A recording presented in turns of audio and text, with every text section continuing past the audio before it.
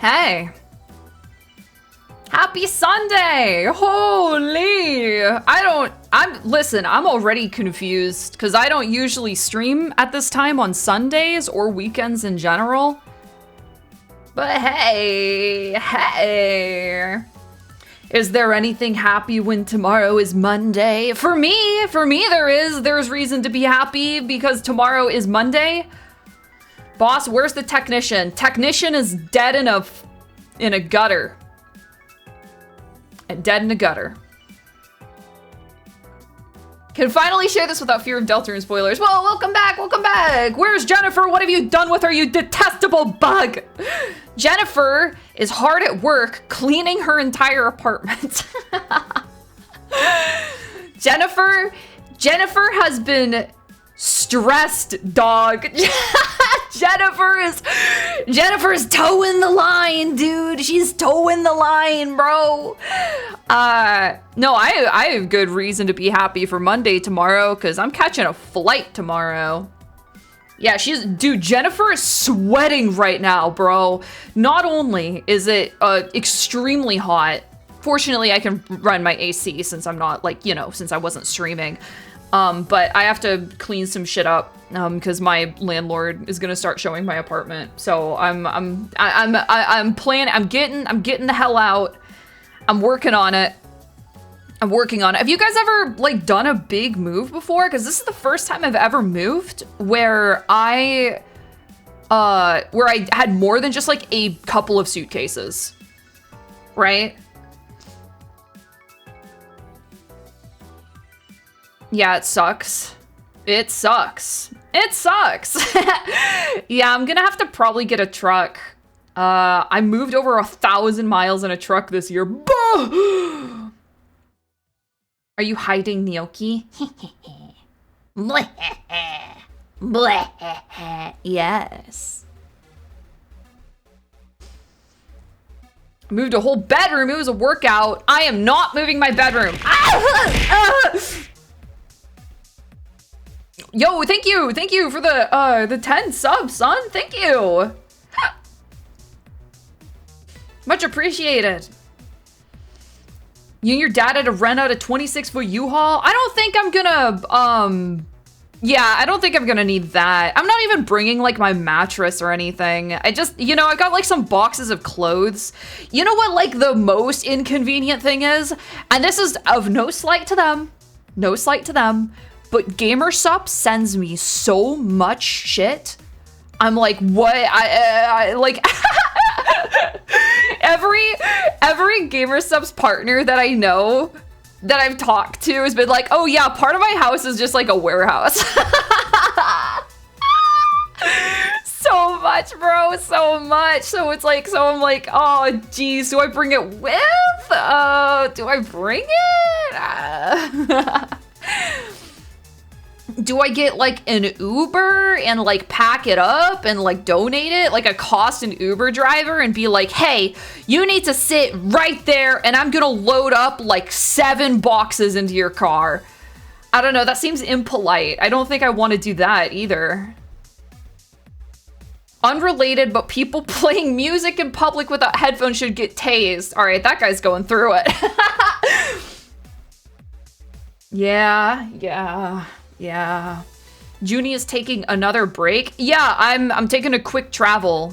And it's also not another break. I've been streaming non-stop for 2 weeks. Dude, I needed to take a break anyways. It just happened to align this way. Chat, when was my last break? Do you feel vindicated for it finally being worth not buying a bed frame? Yes, I do feel vindicated. Oh, Japan? Yeah, but that was a couple months ago at this point. Yeah, I do feel vindicated. You know why? Because I knew I wasn't gonna be here permanently. At least 2 or 3 weeks ago. You made that up in your brain, bro. Anyways, yeah. I finished Breaking Bad and am now watching The Boys. Also, buy a bed frame. I'm going to a place that'll have a bed frame. Okay, everyone chill. All right? I'm tossing out my mattress and I'm going somewhere else. And there will be a bed frame this time. All right?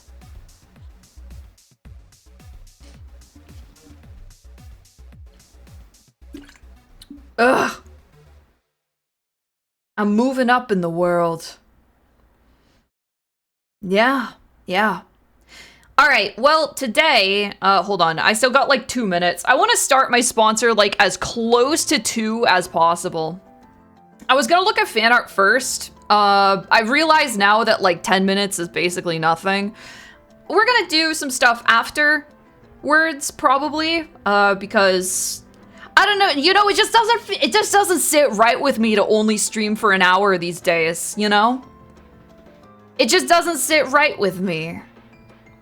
So afterwards, we'll probably look at fan art, and then we'll, I kind of want to finish Gemini Home Entertainment. I know we watched half of it. We're just gonna be jumping right back into the middle of it. I kind of want to finish Gemini Home Entertainment. I don't know.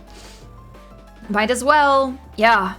But bro, dude, I'm so... I felt like the last couple days I actually felt like I was going crazy. There was like just a billion trillion things I needed to do. And then somebody would like text me or send me like a message and it would add 3 more things that I had to do onto the list.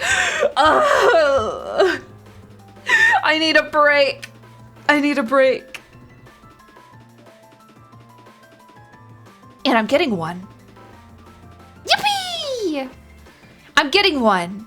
Wahoo! Yeah, I'm gonna go hang out with my friends for like a few days. And that'll be fun. Yeah, dude, I think I'm gonna pick up cigarettes. That's a joke. I'm not gonna pick up cigarettes. I'm not gonna pick up cigarettes. But we need we need somebody who smokes cigarettes in the friend group. You know, every friend group needs the cigarette smoker. It's good for the health of it's good for the dynamics. Right? It's good for the dynamics. And Wobo said he hasn't in 2 weeks, and I told him you're lying, but he might not be. He might not be lying. Yeah, it's the health question mark. He's lying. Yeah. Yeah. Dude, okay, so did anybody do the Wordles the past couple of days? Dude, I almost became a threat to myself and others. Bro, I didn't even do the one like day before yesterday that started with EG or something. I literally skipped it. I said not today, bro. I said not today. I crashed out, speed. I crashed out! I actually crashed out, dog! I gave up! I've never done that before. They're getting worse and worse, man.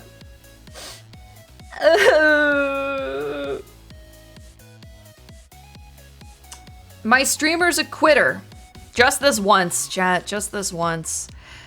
Okay, I'm going to check my DM super quick. Okay, let me ping them and let them know that we're getting a move on here. Wahoo! Wahoo! Yippee!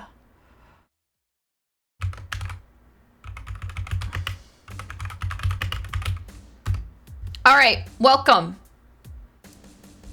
Welcome, dear chatters, to Rue Valley. I've only been, first of all, thank you, Owlcat, for the sponsor. This game looks very neat. It looks very Junipart. You can use !Rue Valley for the link. Otherwise, it'll just it's pinned, and it's also, you know, it's like also just in chat, like on a timer, so you'll see it pretty often. Whoa, Rue Valley. go. Yeah, hold on. Let me get a go on this. They've only booked me for an hour. But we might, an hour passes pretty quickly, so we'll see. Otherwise, like, I do want to do some stuff afterwards. Yeah. Rue Valley is currently a black screen with you in front of it. That is very Junipart. Now, hang on a minute. Now, hang on a minute. I haven't launched the game yet. Okay, okay. Give me a second. Now I'm launching the game. All right.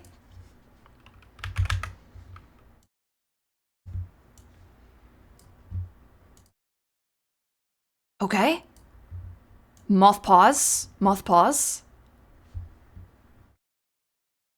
Give the clown girl a second, bro. Give me just a second. We're getting there. We're getting there.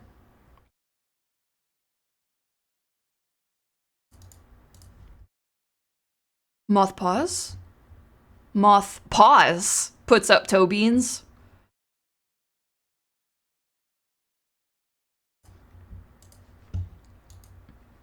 There we go. Anyways, the demo is out and you can download it, especially with my link. That would be great. Why break? Why are people asking me why I'm taking a break? Because because I'm taking a break. because I'm taking a break. And I'm also traveling, and it's also I meant to do it was supposed to be for my birthday week. But now we had to rearrange some things. Didn't you already break during Tuttle fight? Okay, all right. Anyways, we can sort of craft our own personality with this, which is very yummy. Which is really, really yummy, chat. Which is just quite good. As you know, we are going to go full impulsive. Oh, okay, I see. We have limited personality traits. We're gonna lean reckless. We are going to make him a paranoid schizophrenic, a secretive or awkward. Oh my god, can I full send awkward, please, bro? Wait, okay, so actually, how does this work? Switch.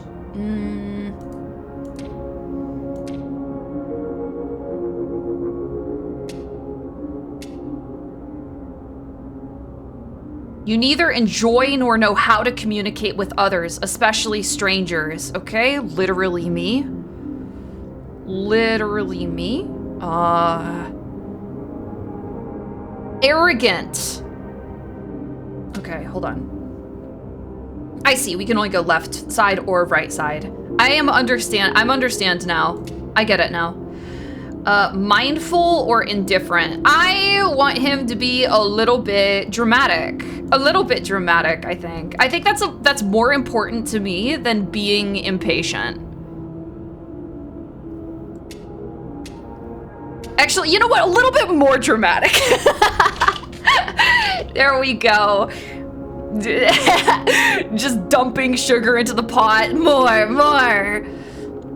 Swap reckless and impatient, right? What? Swap, yes. Reckless. Awkward.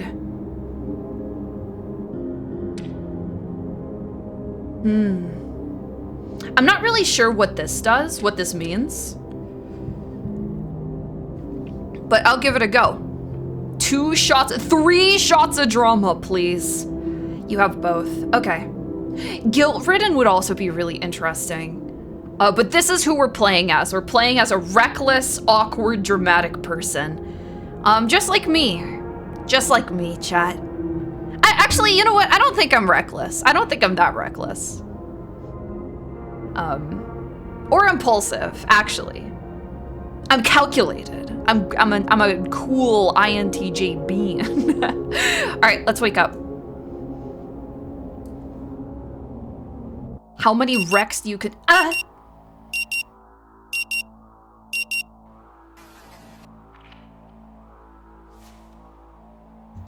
The frenetic sound of a century-old clock nudges you back to the present. The stale air perfectly complements the image of the old motel room. I should probably move chat if that's where some of the descriptions are going to be.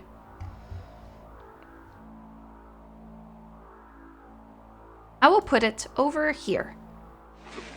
It's a cool art style. It really is, yeah. Really, really is. Oh, I should also move myself over here.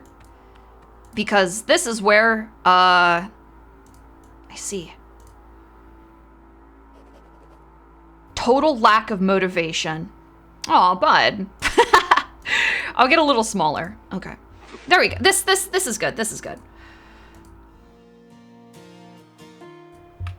Continue. Still with me, Mr. Harrow? Yeah, I'm with you. Your personality traits determine your dialogue options. Some options will only be available if you have a certain trait, while others might be blocked by that same trait. Traits are neither good or bad. Oh, I know. You have my full attention. Lie. He smiles. Mr. Harrow, I'm aware that you may be experiencing a slight lack of motivation right now. Yeah? Am I in therapy?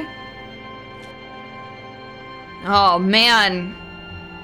Status effects. Red ribbons on the character portrait show the status effects your character currently has. Status effects have a negative impact on your personality and dialogue options. I should call her, chat. I should call her. Lack of motivation, more like total lack of motivation. You'd rather stay in bed all day instead of attending this farce they call therapy in the middle of nowhere. We'll surely be coming back to this condition of yours later during our sessions. Your personality is presented in this part of the screen. It shows your personality axis that you define during character creation. Select or hover over a trait to see what it does. But for now, I just want you to acknowledge its existence and try to stay aware of it at all times, if possible. Silence befalls the room, a muffled clanging sound from outside, only making the movement more uncomfortable. I'll try. Blocked by dramatic. That's good to hear. Now, in order to keep us focused, I always limit the session length to exactly 1 hour, hence the alarm. However, since this is your first session, I'll allow a few questions, if there's anything. Can't you simply state that I'm fine so we can both move on from our lives? Is another session really necessary? I was hoping this would be a one-time thing.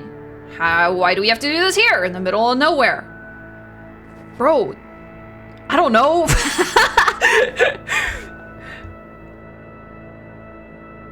I was hoping this would be a one-time thing. Mr. Harrow, your case is not to be underestimated. We need to assess the situation carefully. Your case. Not so long ago, nobody cared about what you do. Until I put on the mask. Yet now, suddenly your business is everyone's business. This first session is more for you to get acquainted with me and my methods. We have a long road ahead of us. Any other questions? Why do we have to do this here, in the middle of nowhere? It may be hard to understand the need for isolation at first, but my methods require complete divergence from the client's regular way of life, as well as temporary distancing from their social groups and circles. That seems... Okay, man. Yes, I need to get you away from your social network for this to be effective. This place is ideal in that regard. However, it's understandable that you need a period of adaptation to both this idea. All right, I'll bite. That's also why I haven't asked you to hand over your phone. Yet. But please don't be alarmed. We'll talk about everything in due time. Anything else?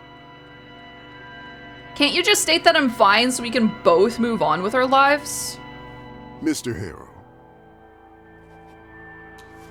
He looks you straight in the eye. That is out of the question.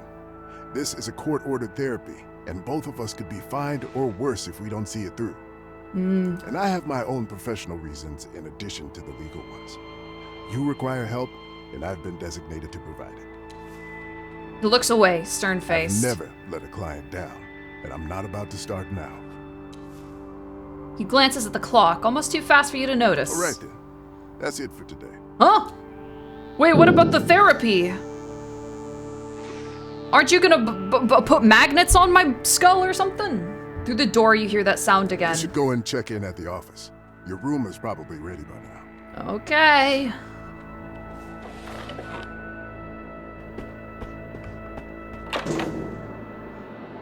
Next to you is the source of the clangs you heard outside. A young woman beating up an old vending machine. Give me my coffee, you jerk! You jerk! I understand. So deska. Spit it out already! Oh, yes. Dude, this is beautiful looking. Let's go talk to her. Come on, you thief! You guys can point at every blonde woman and say it's me. I would never punch a vending machine. I'm far too pathetic to punch a vending machine. Could she be here for therapy as well? Oh, we can't talk to her. We are blocked by total lack of motivation. Okay, fair enough. Who knows? But unlike you, she definitely looks like she needs it. Poor woman. She should consult with a real professional, not a charlatan. Nobody needs to be sent away from their home to this dump, regardless of their mental state. And yet, what is there to be done with lunatics like her? Let them rage around freely, yelling and kicking vending machines wherever they go? Well, there must be a better way to help a distressed person. Perhaps you could speak with her. See if you could help her somehow? I can't. Or is that too much to ask right now? It's too much. It's too much, man. I'm too depressed. I'll break you open if I have to. Oh. Oh. They say to this day she's still punching that vending machine. Whoa. It was already late afternoon when you saw the sign for the first time, as the bus door opened and a wave of desert heat hit you in the face. All the other passengers of the almost empty bus remained seated, each lost in their own world. None of them paid any attention to you as you gathered your belongings and prepared to leave the bus. I remember an older woman. There was a young person with bright pink hair. They were scrolling through their phone with a bored expression, seemingly completely disinterested in their surroundings, as if they lacked any real connection to the outside world. I remember an older woman. Sitting in the back of the bus, her nose buried in a book during the whole trip, her wrinkled face was contorted in a look of intense concentration, as if she was trying to solve some complex puzzle. A burly man with a thick beard. He was leaning against the window, staring at the desolate landscape with a faraway look in his eyes. He seemed lost in thought, as if trying to make sense of something that had happened to him long ago. I don't want to think about these people. And why would you? Even as you were disembarking from the bus, they meant nothing to you. But outside, next to the bus sign, Dr. Fink's smiling eyes were watching you, his brow dripping with sweat in the intense desert heat. He was already analyzing me, trying to think of anything he could use to keep me there as long as possible. Welcome to Rue Valley, he proclaimed, like some poorly written NPC from an outdated video game. Hey! Love yourself! Hold on, let me move my chat a little bit more. It all happened less than 2 hours ago, yet it feels like an eternity has passed. So all of us were sent here to like this, like therapy compound? Okay. All right. Summer camp! Yay, summer camp for mentally ill adults. Rue Valley Motel, free Wi-Fi, AC, phone clean rooms, cable TV vending machine. I got a vending machine. Yes, man, yes! Plastic bottles, some empty, others half empty, a partially eaten breakfast, some old clothes, torn and faded, all covered in a mixture of grease and spoiled orange soda. Amid this murky pool, you watch a glimpse of your own face. Stomp on your distorted image in the puddle. Be dramatic. Go!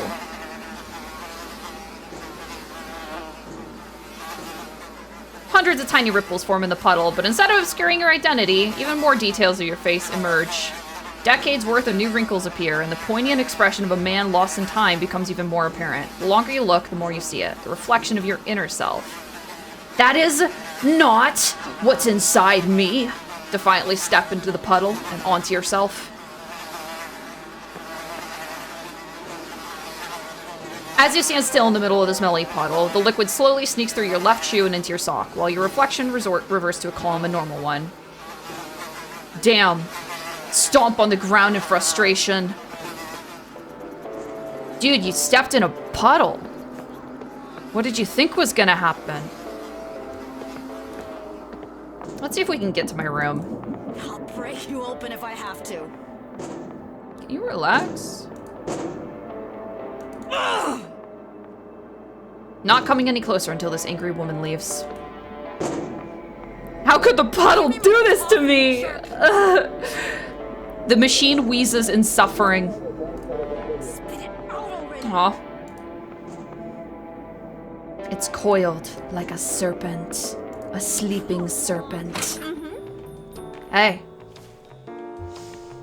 All the attention of the girl behind the counter is occupied by the ongoing phone call. Yes, Rue Valley Motel. Our Coral Destiny internet antenna is down? She says to the person on the other end of the line. Social check. Try to get her attention. Oh no.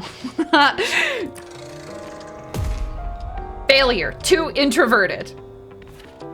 He's literally me. Pretend to look at the leaflets.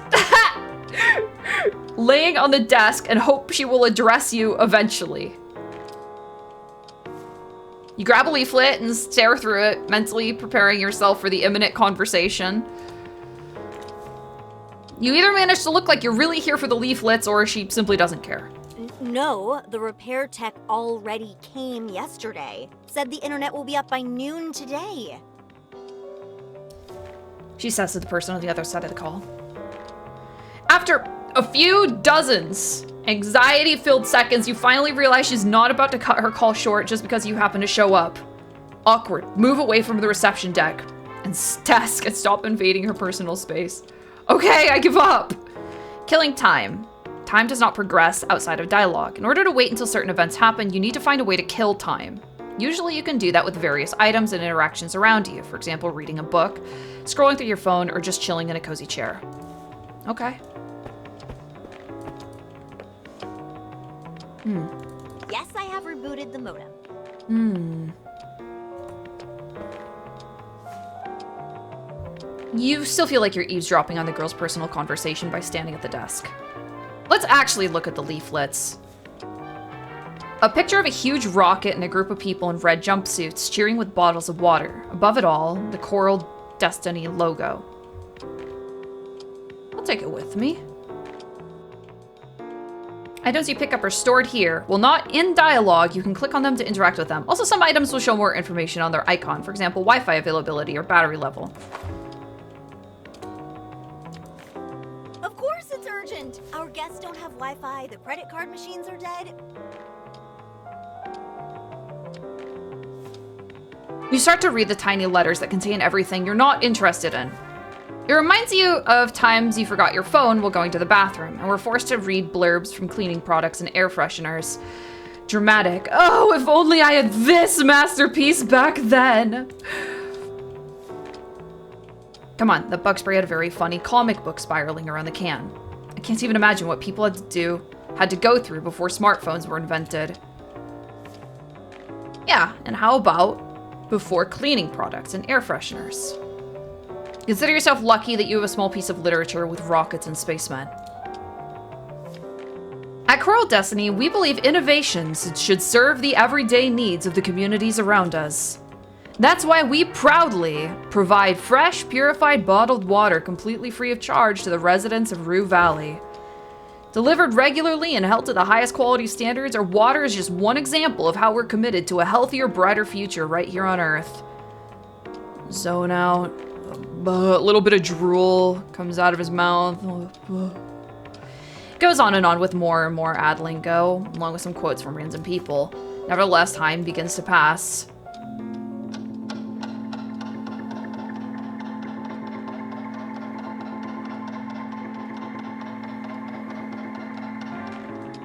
Duh! Holy! After a while, you realize you switch from reading text to just looking at pictures. The art is ugly. Minutes pass, but the phone call is still not at its end. I know what I'm talking about. Your repair tech said it was fixed. Can you just... She seems to get interrupted by the person on the other line of the call. Are you gonna do this forever? Forever, bro? I put it back into my pocket. I'm going somewhere else. Better wait inside or she might start another call as soon as she finishes this one. I'm in limbo. Satisfaction. I want the internet. Please.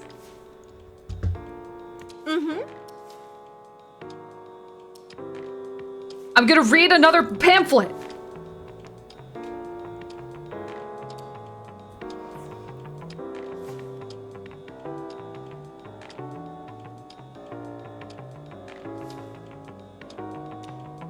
You come back to the part where you stopped last time.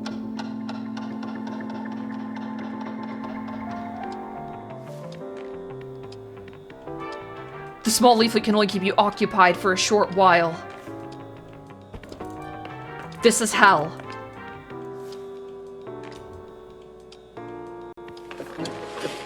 Fine, I sit in the cuck chair. A chair is not a bed, but let's be honest, it's better than standing.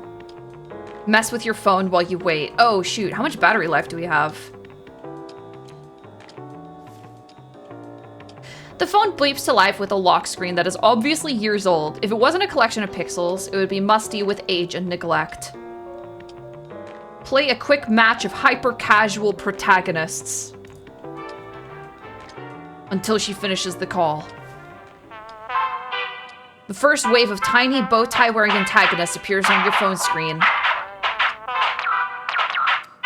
Touch one of them. Ugh! One moment. I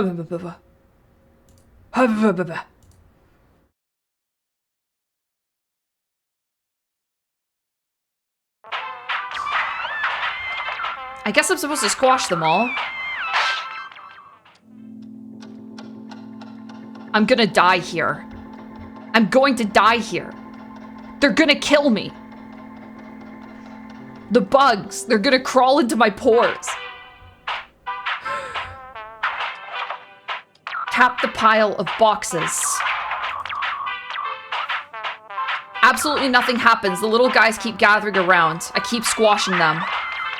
As soon as you're about to get the one with the goatee, a larger antagonist with a monocle watch enters the play area. Tap the big guy. You press your finger against the monocled watchman, maybe too hard. The tip of your finger slips and you almost drop your phone. You look at the screen after your heart has skipped a beat and see that the whole screen is taken up by bold, fat letters saying, temporal disruption. What the hell is going on? The letters disappear, and you notice that the whole screen is frozen. The antagonists gather around the pile of boxes, stand still in their weird poses. Look if there's anything different on the screen. There is! A small timer at the edge of the screen is ticking down. And it's gone. The screen comes alive for a split second, the antagonists unfreeze and continue to antagonize the pile of boxes. And before you get the chance to do anything, the whole phone is covered in black. Out of the blackness, disappointing red letters appear. Protagonist defeated. Just quit the game!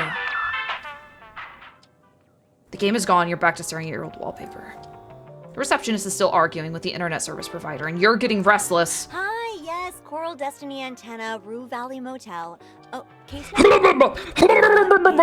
I'm gonna start eating pamphlets. UG27-RVMT. I eat the pamphlets.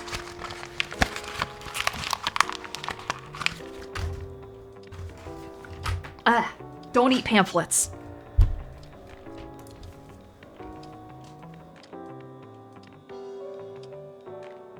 Scroll through your feed to kill some time.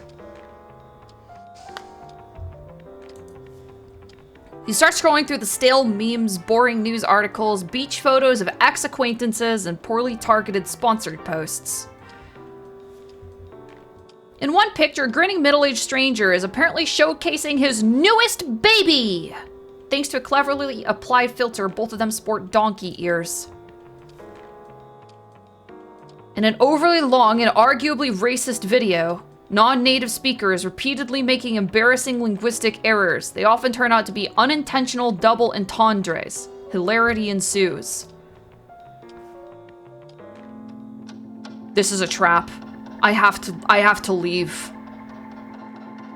She's never gonna finish this call. After a while, you realize neither the pictures nor the posts are loading correctly. Check the signal. 1 bar, but you get the feeling that, if it could, it would show a half a bar. Seems like all these posts were from some time ago, stashed needlessly into your phone's memory. Unless you hook up to some local Wi-Fi, you won't get much internet here.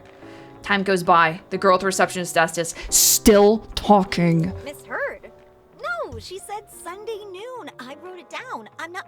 Sunday or later? That's... No. Finally, the girl hangs up, ending the forever call. Can I help you? I would have hung up earlier if I knew you were waiting for me. You're too quiet. No, I just didn't feel like checking in right away. You didn't feel like it? And how about now? Yeah, no, it's good. No, it's good, yeah. Okay, let's get you into your room. So, number 6, that's the last Oh my one. god, why did I make you an Everything's introvert? ready for you. And She raises her hand, holding a piece of blue and red plastic. this is your key card. Thank you. You stretch your arm politely, hoping she'll hand you the card, but she's completely ignoring your gesture and is excitedly waving it around. Oh, I see you're confused by this. You were expecting an old-fashioned key, weren't you? Well, we've decided to modernize for a number of reasons. Snatch it! Cha! You snatch the card from her, and she stops middle of her sentence with a shocked expression on her face. Wow. All right. Seems we got off on the wrong foot. She puts some kind of document on the counter. I'll need your signature here. Thank you. I'm here if you need anything. Enjoy your stay. But bye. Bye. I love you. Bye.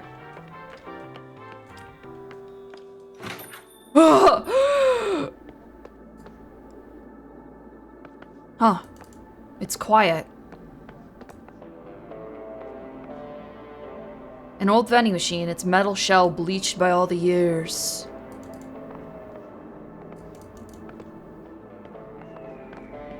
Guys, why does it say soggy sock? Oh, oh, right, that's my ailment. Okay.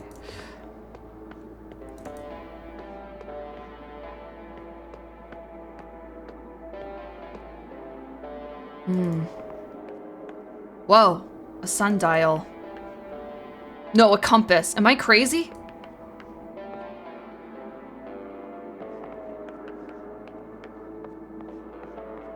Dude, look at his gunch, bro. Look at his gunch.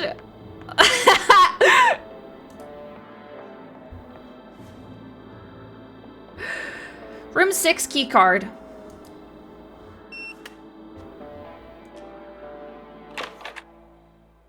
Beautiful. Beautiful. Hundreds of strangers have slept in this bed, leaving behind flakes of dead skin. Still, you can't wait to jump into the sheets and contribute to the collection. Yuck. Unfortunately, between you and the object of your desire, on the folded sheets lies a dusty suitcase. Your suitcase, the smallest one you own. I can't deal with this right now. Yeah, it's such a chore, but if you don't open it, how will you replace your damp sock with a dry one? The more you prolong it, the worse it'll get. If you don't unpack now, it'll feel even harder and more pointless to do it later.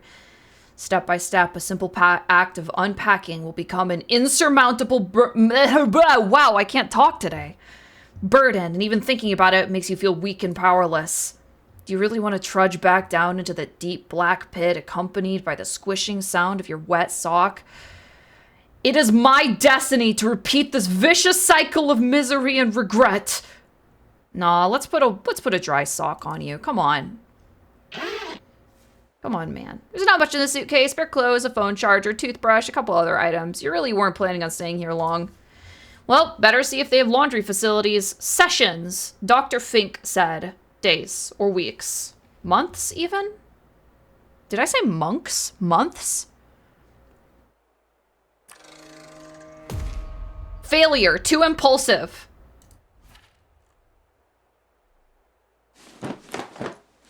Moths, even. There, the mushy sock is no longer concern. No reason to spend the whole evening unpacking. After all, you always preferred a more casual arrangement for your stuff. He's so me.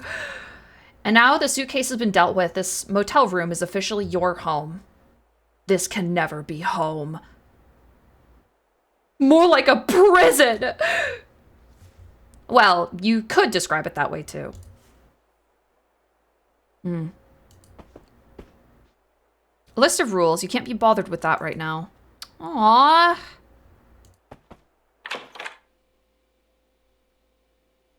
The mirror. There are so many dark patches that can barely be called a mirror. A small cup on the shelf was meant to hold a toothbrush and toothpaste, but you did it your way. Brush your teeth. In a tenth of a second, you realize the small cup under the mirror was actually meant to use as a holder for toothpaste and toothbrush. Fuck, I can't read. You already forgot where you put them while unpacking. In fact, you're not even sure whether you brought them with you or not. Rinse out your mouth with some water instead. As soon as you turn the tap, a horrible smell fills your nostrils. It's like there's a plumbing issue in hell, and all that block sewage is feeding directly into this faucet. Then you see the water streaming out of the tap. It's a robust shade of jet black mixed with chunks of silt. Whatever, it's not like I'm gonna drink it. Whoa, wait, no, dude! As soon as the first drop of water enters your mouth, the taste of mud and sharp metals overwhelms you. It's enough to make you regret your decision. You spit it out, but the aroma of mud and sharp metals remains. Good thing you didn't swallow any of it. Look at the mirror. Make the expression. Mirror splotches make interesting patterns on your face. They conceal a dark circle here, a mole there, a patch of wrinkles. I know that face too well. No need to discern every little detail. Truth be told, you prefer not to look at it. Look. A stranger who looks exactly like you is staring you in the eye.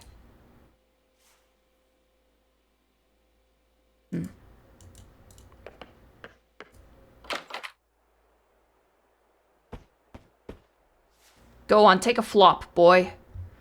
Despite the tight sheets and crisp-looking pillow, the bed reeks of dust and age. Go on, boy, flop. Yes! You fall onto the bed with your weight. It croaks and squirms, and a cloud of dust and skin particles rises up.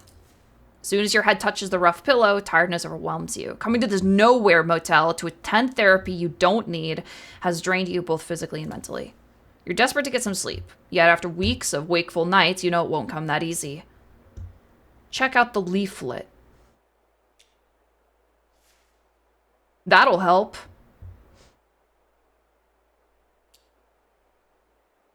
Just close your eyes. Just close your eyes. Go on.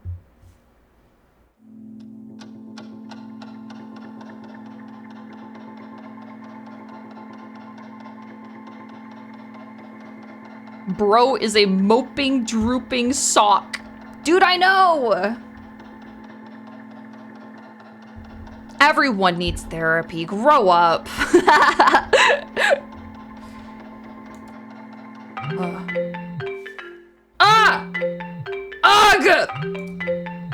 Ugh! Sir, am I speaking with Eugene Harrow?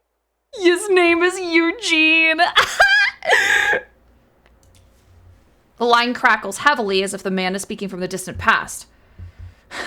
Who wants to know? My name is Percy Rugger, and I'm a senior sales executive at Ulterior Paralegal Exploits Consultancy. We'd like to offer our help regarding your case. My case? Well, if my information is correct, you have recently been unjustly forced to participate in treatment which, in our opinion, may have consequences not aligned with your best interests. Huh. You're right! Now, I'm sure you're quite concerned, Mr. Harrow, but don't worry. We're here to help you regain your rights.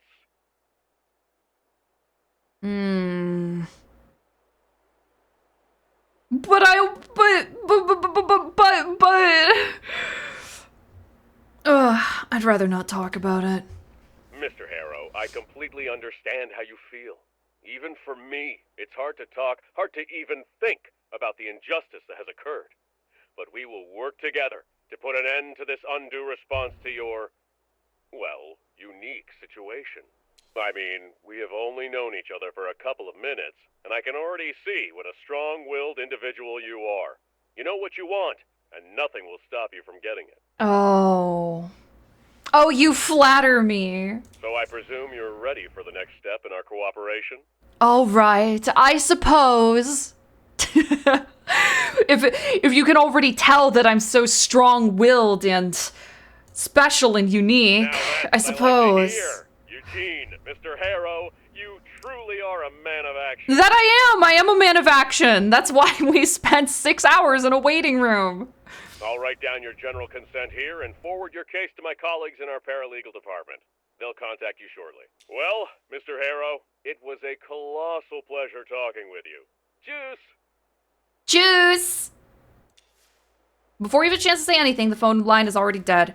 But at least now you know you're not the only one who realizes the absurdity of this mandated psychotherapy. Go back to bed, bro. Take a nap. Sleep it off. Juice!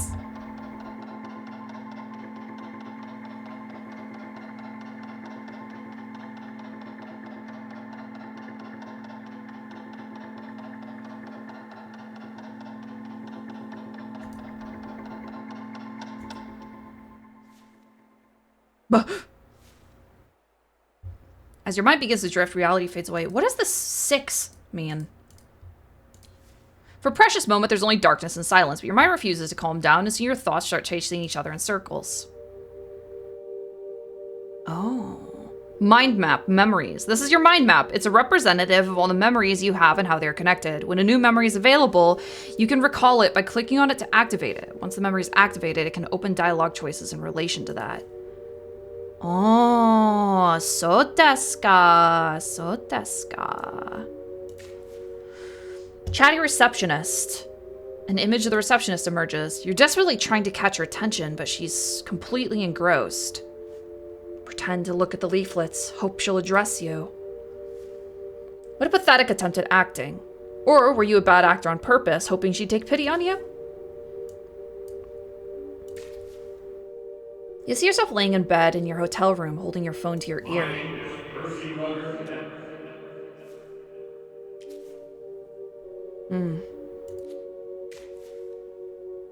Out of the swirling images, the bushy eyebrows of your new psychotherapist emerges.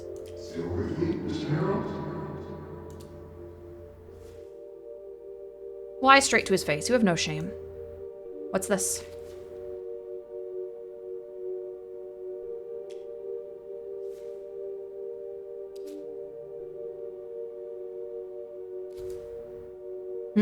As your consciousness keeps spinning around, the carousel of recent experiences warps into one vision, suspended between sleep and waking.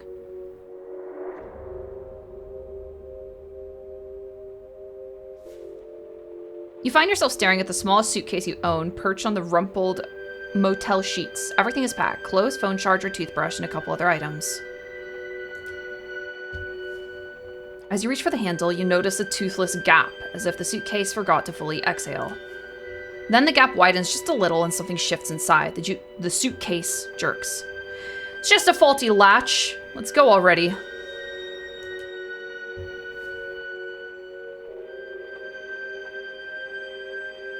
But the suitcase feels too alive. With a loud hiss, the seam splits and a snake's head appears, lidless eyes fixated on yours. Then more hisses follow and more snakes emerge. Liquid as death and cold as oil, their bodies twist into knots, ready to spill all over the sweaty sheets. Wormed. I gotta get rid of the suitcase. Let's shove it under the bed and get out of here. Out of sight, out of mind. As you descend the stairs, midday heat pricks your neck with sweat, and you think of everything you left inside the suitcase. It's just clothes, a phone charger, a toothbrush, and a couple other items. You enter the reception area. No one's here. Even the AC is turned off. The air's hostile and heavy. Can't wait here. On a desk, a stack of pristine checkout forms sits beside a pen. Perhaps you could just do it yourself. Let's just get this over with. I hate it when I accidentally bring the snake suitcase, dude. Name, date of birth, length of stay, but a single mischievous drop of ink escapes the pen and begins swelling into a blot, a pond, spreading across the form as sweat spreads across your shirt. I need to write faster! The ink is faster yet, and soon it consumes everything you've written. Another form! You slap the new form over the old one. The blot seeps upward. Your sweat drips downward. What the stress dream, bro? The paper becomes a battleground of stains. Your tongue feels swollen. It's no use, just keep writing. You write all the words in black on completely black paper and sign it in black. Not your fault, after all. You do what you could. Time to leave and find something to drink. The parking lot shimmers in the heat, asphalt underfoot. Cross it. The vending machine glows like a mirage, its glass fogged with condensation. Insert coin. The machine hums, but no bottles come out. Insert coin. You drop another coin. Clink, press, hum, still nothing. The world narrows to the clink of metal, the press of your finger, the machine's empty whir. Maybe this time it'll work.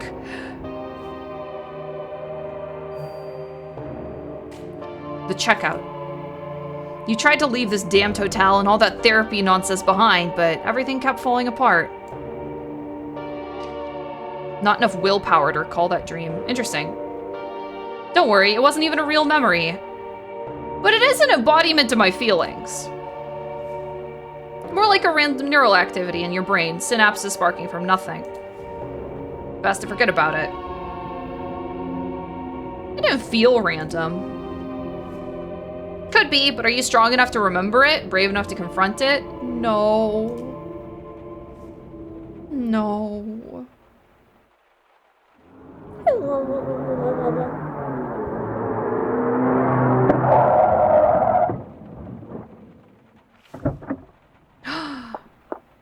The rain.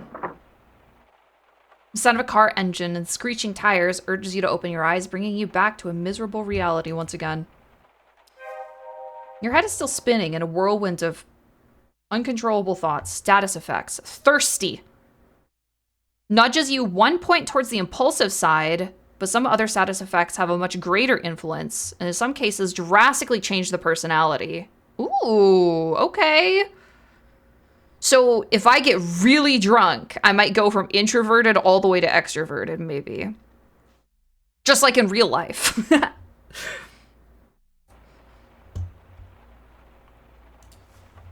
It's foolish to hope you'd fall asleep. Thirsty. Ah! Thank you, Big Stock. Thank you for the 5. I don't want their nasty filth water. Let's go. The hell? God damn it! You hear a man yell from inside his vehicle. Even through the tinted windshield, you can feel his frustration. Come on, start, you piece of shit! Whoa, man. Hey, man. At our peaceful resort? You're causing a commotion.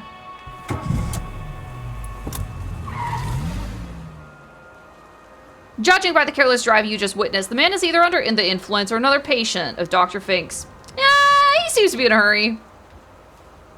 In a hurry to break his neck, perhaps? Come to think of it, could it be that it's exactly what he's trying to do? I'd rather not think about it. Right, let's find something to drink. We could just tilt our head back like an ostrich.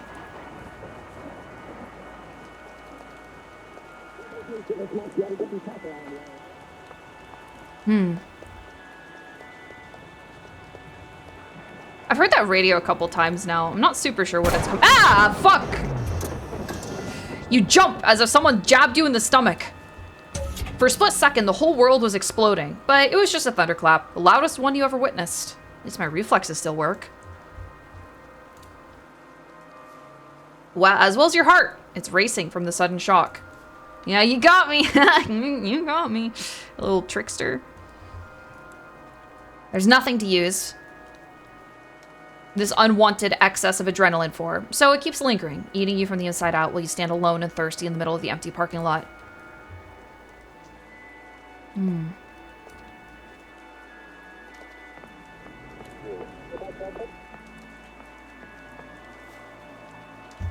The battery machine seems to be decades old, except for the newly installed comically large red button. Press it. You just have to. It vomits out a bottled water. That's it? Wait, does this mean the water is for free? Check the label. It reads, drinking water for the people of Rue Valley, free of charge, courtesy of Coral Destiny. The almost frozen plastic feels slippery in your sweaty hand. You can't wait to drain some of the precious fluid. That's crazy. That's a crazy sentence. That's crazy.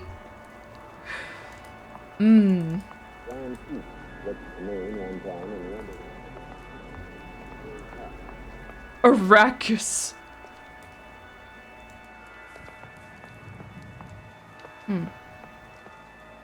Looks uncomfortable. Okay, fine, we won't sit. Oh, I guess I can do that. Gulp down the whole bottle. In the rain. Hell yeah, party animal! The almost freezing liquid streams down your throat, some of it spilling down your chin. In a gulp or two, your thirst is quenched, and the bottle is an empty husk.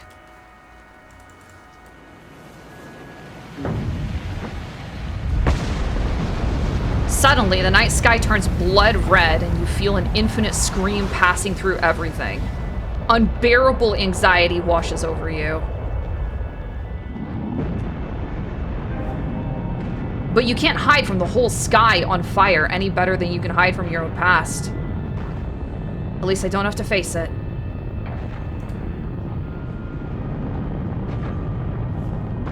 Your eyelids connect and darkness greets you for a mere second, but as always, the carousel of suffering starts spinning immediately. How do I stop? That's easy. Simply stop being you. What kind of answer is that? I see you're confused by this. The receptionist says whimsically, emerging from the whirlwind. I wasn't expecting you. But the receptionist disappears, and instead the fiery sky begins burning its way through the darkness, cutting several straight, narrow slits in your closed eyelids. I want this to stop. Squeeze your eyelids tighter. Keep craving, keep clinging. Red sky is seeping through the cuts in your eyelids, forming a number.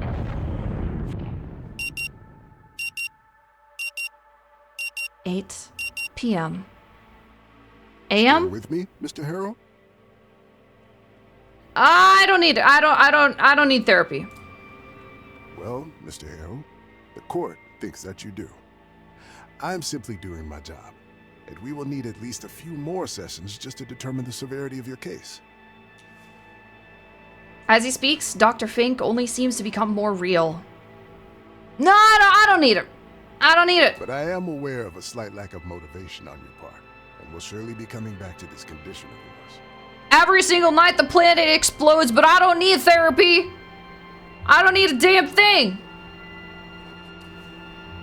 Lack of motivation? That's the least of your worries, though your mind is filled with this crushing, overwhelming sense of impending... Wait, did you hear that?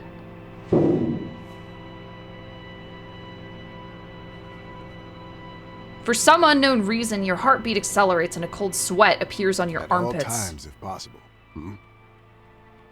You need a new therapist. Dude, therapist is so bad, he makes the sun explode. I gotta get out of here, man.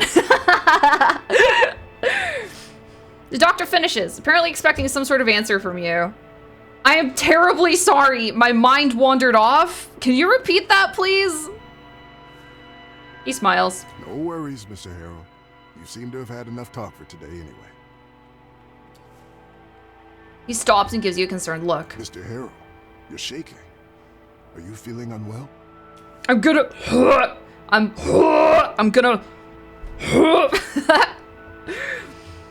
Well, you endured the whole session stoically so far, but this one moment of anxiety, it could completely ruin your chances of being sent back home anytime soon. Emotional check. Try and act like the stable, well-adjusted person you are.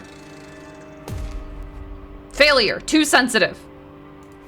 I'm a freaking failure. I'm gonna...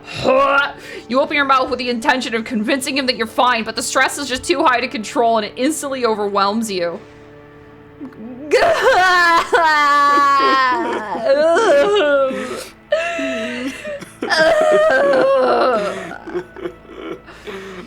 Your face wrinkles in spasms and tears burst out as if a pressurized canister full of ocean water has been ruptured by a stray bullet. All right to let it out. You recognize great compassion in his voice. Gradually, sob by sob, you calm down and your breathing slows down to its usual tempo. There are tissues on the table if you need them. Thanks!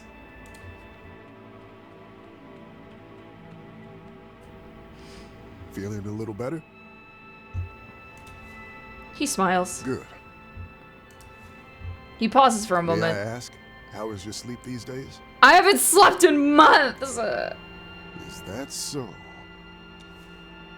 He seems to inspect the dark circles under your eyes. Well then, if you happen to have trouble falling asleep tonight, He opens his hand, revealing a single purple pill lying on his palm. Mmm, yummy. There's no reflection in his glasses. Above them is a pair of bushy eyebrows. remember, what I'm giving you is a mild, non-prescription herbal hypnotic drug. Nothing more. Oh, yeah. Oh, okay. Hopefully it'll help you calm down and get some rest tonight. We'll continue tomorrow. All right then. Now, you only need to pick up the key card for your room. And I'll call the receptionist to make sure everything is in order. Sounds good? Thank you. Thank you.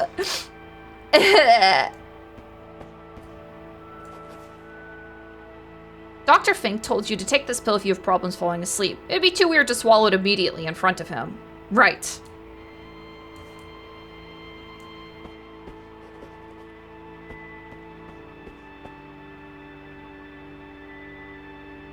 Can I use your exit is bathroom? behind you. That's the bathroom. Can I use your bathroom? Of course. The hell? The book's cover is dominated by a stunning redhead, her face elegantly made up, her dress tight.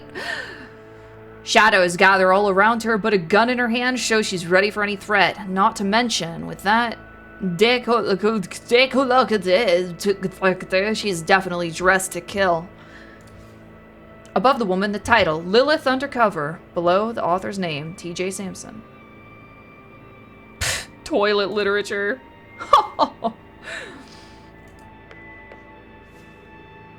Man with eyes red from crying meets your gaze. He looks exactly like you, but he doesn't feel like you. What's happening to me? He must have gotten lost in thought for a moment while the doctor was speaking. It couldn't have possibly happened more than a couple of minutes ago, but it feels like an hour has passed since. Then, the sound of that old alarm clock awakened you from a daydream you can't remember, and this overwhelming tsunami of dread appeared out of nowhere. Swallow the purple pill with some water.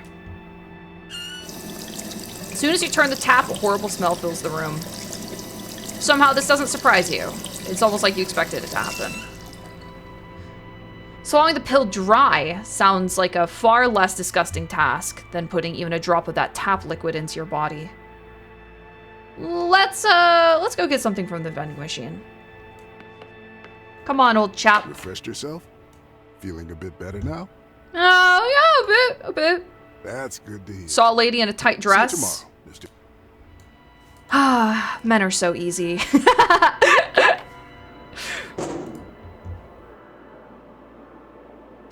The source of the clings is a young woman beating up a vending machine. Looking at her makes you even more nervous. Nuke-based time loop? Maybe. Maybe a nuke. Give me my coffee, you jerk! Hey. Alright, well, she's just gonna be doing that for a minute. Spit it out already!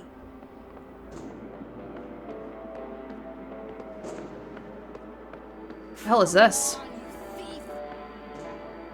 The transformer is buzzing softly. Oh, it's a transformer. Obviously, I knew that. I knew that, by the way, just saying.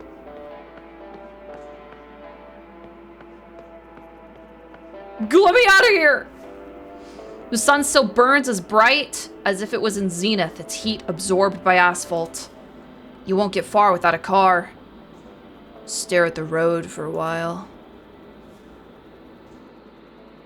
Feeling of longing and restlessness starts to well up. You can't help but wonder what lies beyond the horizon, beyond the limits of this suffocating desert. But even if you weren't trapped here, you wouldn't go. You may long for the sense of adventure that comes with being on the road, but all you can do is stand and stare and wish for what could have become of the young man you once were a long time ago. You still look pretty young. Come on.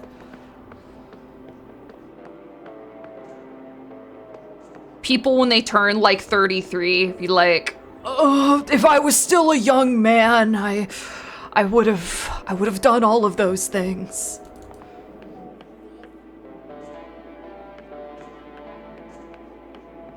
You don't understand. He has one wrinkle. All right, we gotta go get our key. This time, hey man, hey, look at me, lock in. We are not gonna wait there for 6 hours again. Lock in. Okay. If you're, okay, he's really sensitive right now. Like, hold on, my stupid ass wing is in the way. If he cries in front of her, maybe that'll do it. I think that'll do it.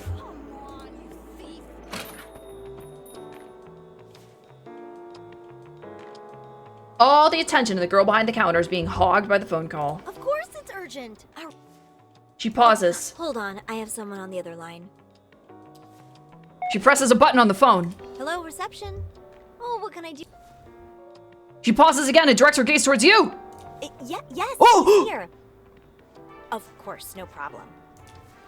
In an instant, the realization dawns on you. Because of your crying outburst at the end of the session, Dr. Fink must have just warned the receptionist of your condition. Go on, smile, boy. Give her a smile, charmer. She smiles at you as she touches the button again. Hello? I'm very sorry. I will have to call you back later.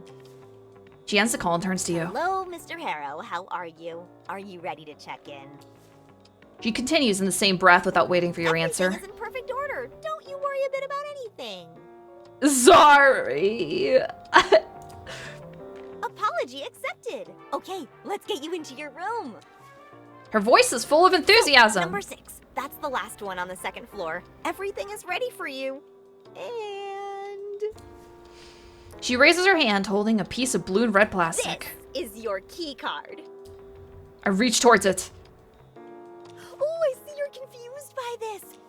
Grab it! Suddenly, she curtails her excitement, as if she remembered something.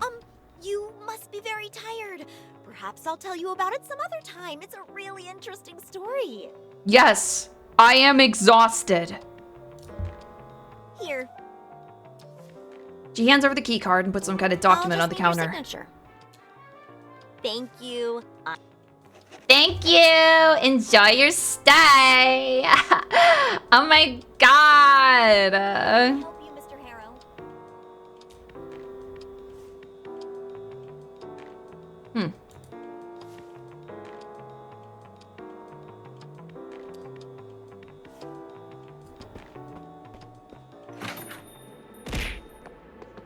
I'll break you open. She's still hitting that thing. Whoa.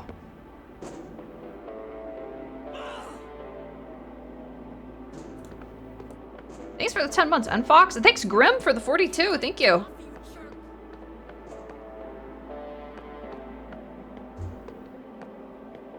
Wish you would climb up them on 4 hands and knees, you know? All 4 limbs. So, wait. Is the receptionist's hair pink, chat? Am I crazy?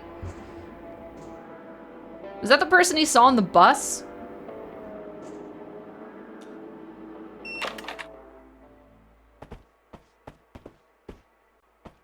Looks red to me. Yeah, yeah. Why am I afraid of unpacking? Perhaps you're scared of what you might find inside? Or maybe worried that by unpacking, you're gonna accept that you're gonna stay here for a time? They're gonna keep me here forever, aren't they? Yeah. Perhaps I could just relax a bit in the armchair? Blocked by guilt-ridden, blocked by apprehension. If there's a way we can make ourselves less apprehensive, that would be nice. Let's just sit for a minute. As soon as your buttocks touch the frayed armchair, tiredness overwhelms you. Coming to this nowhere hotel to attend therapy you don't need has drained you mentally. All you want to do is sleep, but unnerving restlessness is gnawing at you from the inside, like a colony of termites. Stare at the suitcase. You know what? Swallow it. Dry swallow. Go on, boy. It's not a pleasant task, but getting up only to get some water feels like too much of an effort. Force it! Me forcing an air tag down some poor hapless man's throat. Using saliva as a lubricant, you help the purple capsule find its way into your stomach. You have no idea how long until its effects kick in. So there's nothing to do but wait. Stare at your suitcase. What a pitiful inert object. It's full of my stuff. Yeah. Stuff, clothes, phone charger, toothbrush. Might as well be empty. Just close your eyes and hope sleep will come. Wait, let's look at our phone again. Maybe it's different today.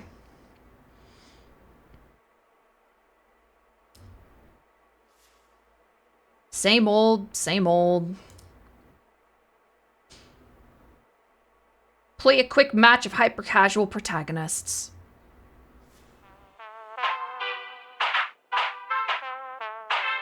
An uneasiness starts building inside of you. Playing this game right now feels unsettling. This is supposed to be relaxing. It's not your fault. You're simply too nervous to play a stressful game like this right now. Just close your eyes. Just take a little nap, bro. Just chill, man. Maybe we'll be less anxious after a nap. We can unpack, you know?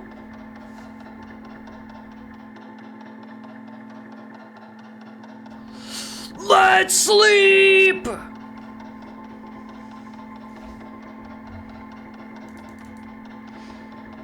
You know what, chat? Recently, I was invited to party with some friends. Not like in person, like online.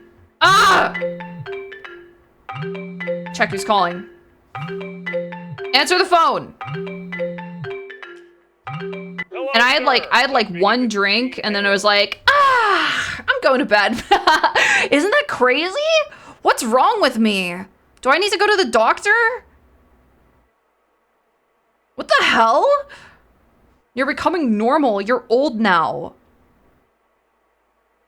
Is it because I turned 26? What's going on, man? Am I speaking with Eugene Harrow? What can I do for you? Well, Mr. Harrow, the real question is, what can we do for you? My name is Percy Rugger, and I'm a senior sales executive at Ulterior Paralegal Exploits Consultancy. We'd like to offer our help regarding your case. Ulterior Paralegal Exploits. Ulterior, Mr. Harrow, with an umlaut. And please don't let the name fool you. We are the most respectable yet... Yeah, respect, yeah. Which means we work on the edge of, but still inside, the established legal framework. In fact, we are the leader in our field. Now, if my information is correct, you have recently been unjust... I'm not interested. Of course. I'll assume you have nothing against my calling again later, just to make sure you haven't changed your mind. I'll write that down here. Eugene, Mr. Harrow, it was a pleasure. Talk to you soon. Juice! Close your eyes. Wait, you know what? After the first nap, I should have gotten up. I should have gotten up and looked at something. Checked the vending machine, checked anything.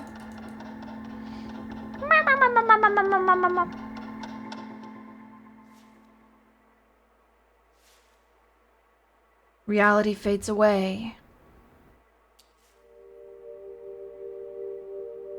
Huh. Judging by the careless driving you just witnessed, the man's either under the influence or another patient. He seems to be in a hurry. When did this happen? This evening, but later. Suddenly, the night sky turns blood red and you feel an infinite scream pass through everything. You can't hide from the whole sky. Nothing happened afterwards. Suddenly, everything happened again. Everything again, but nothing after.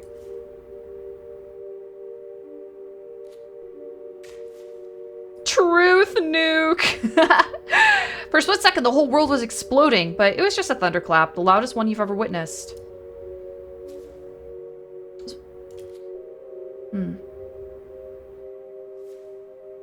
The meaning of what you've just experienced is still hard to grasp. Is it some sort of deja vu? The memory seems so real. These things clearly never happened. Have you actually gone completely mad? Were they right to send you to Dr. Fink?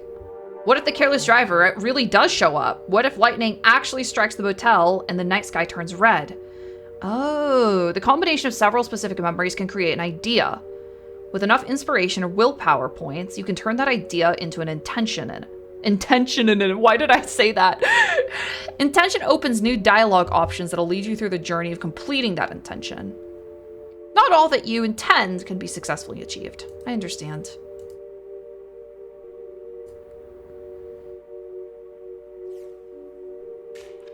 Memory of fantasy. Hold to commit. Not enough willpower. Well, you want to get up and find out if these strange memories will play out. Or if it all is all but the fever dream of a lunatic. Yet you can't. It's all too much. All you really want to do is forget you ever had these weird visions. To forget about being here. Forget about the incident. Blocked by total lack of motivation. Oh. How do we fix you, bro? How do we fix you?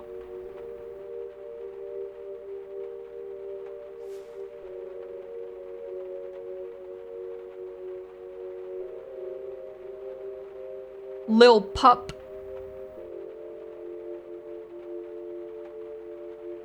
Get up. Ah, I'm unmotivated. I can't. Oh, back to the phone. Put it away. Back to the phone. Put it away.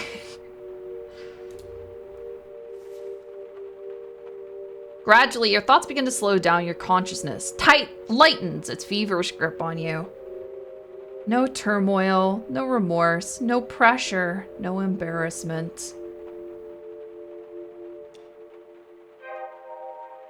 Status lost, anxious apprehension. Oh, I see.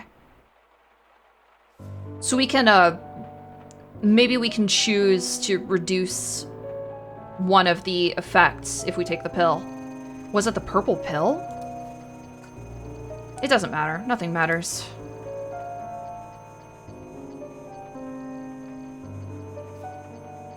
Like a loose leaf on the wind, you're tossed this way and that.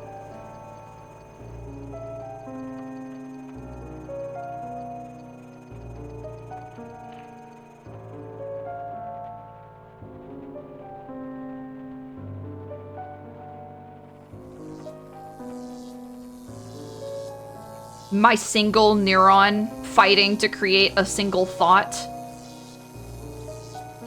But what is this? A tiny spark of light seems to have taken root deep inside of you. It must have broken away from that mighty forked bolt of the brightest lightning you ever saw earlier. A spark so without shape, so without purpose, but full of potential.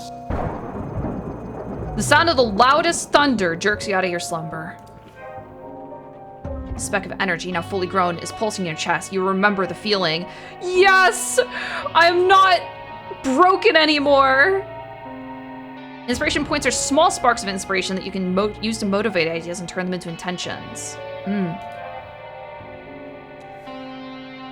As you finally recognize what it is, your pathetic attempt at forgetting about what you experienced earlier is shattered. Get up.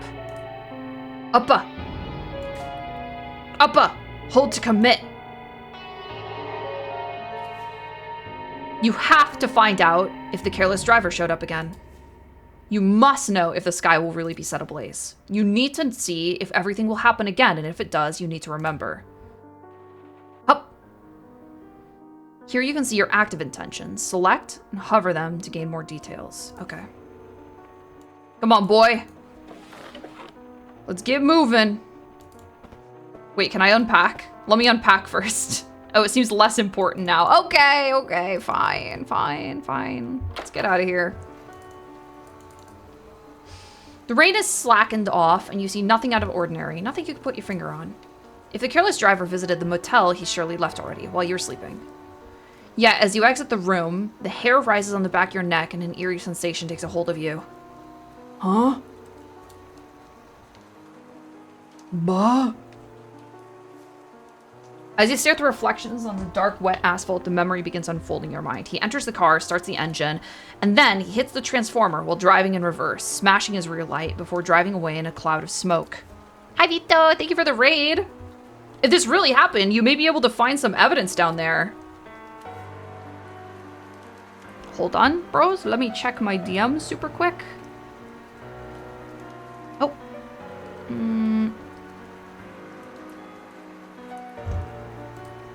Un momento, por favor. Moth pause. Moth pause.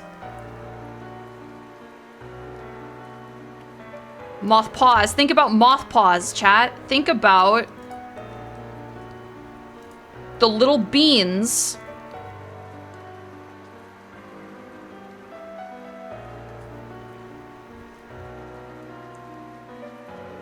Think about them. Think about the beans.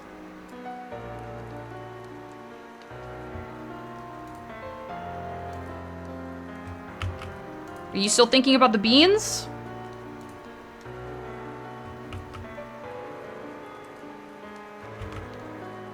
Shoot, hold on.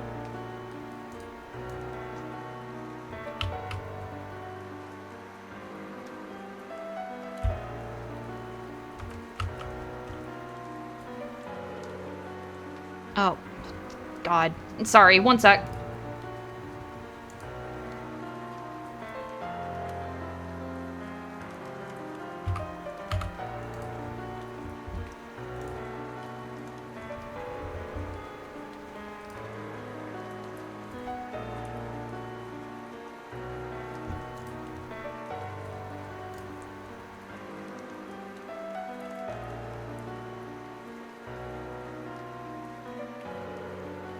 What do you mean smaller than 1 megabyte?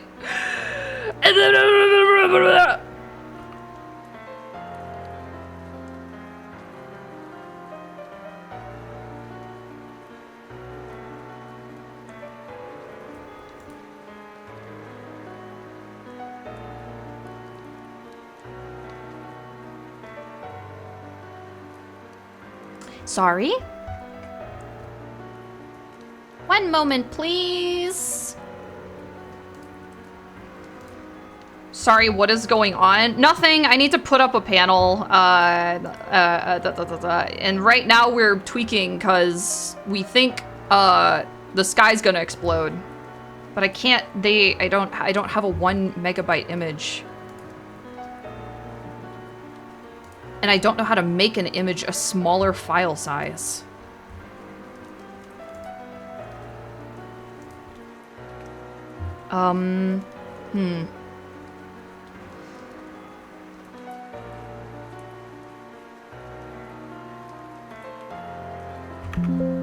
Sorry?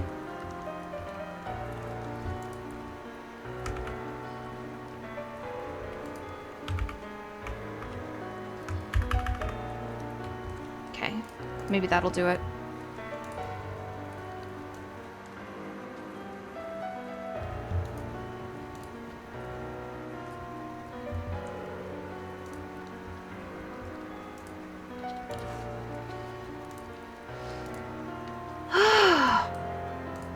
Okay.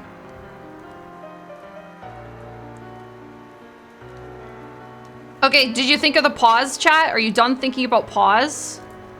All right, let's go.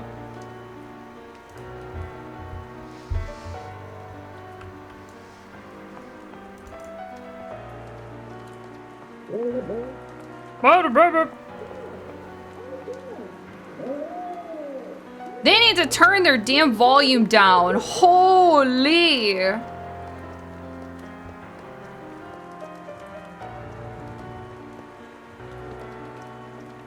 The tracks. The transformer. You immediately notice a couple of red plastic shards. The transformer doesn't show any obvious signs of impact. There are several small ones scattered around, translucent triangles and rhomboids. The largest of them is lying right next to the transformer, shiny and wet, boldly staring at you from the asphalt. Inspect the largest shards. Shard is obviously part of a broken taillight. That means he's been here already. There's no other option. I knew I would find something here, and I did. So it had to be true.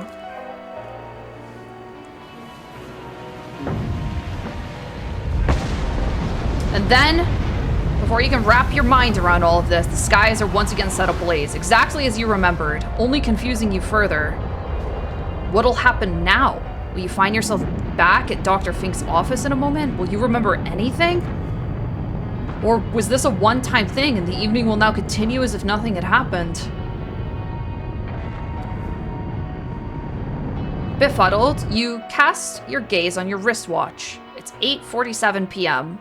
Wow, it is early!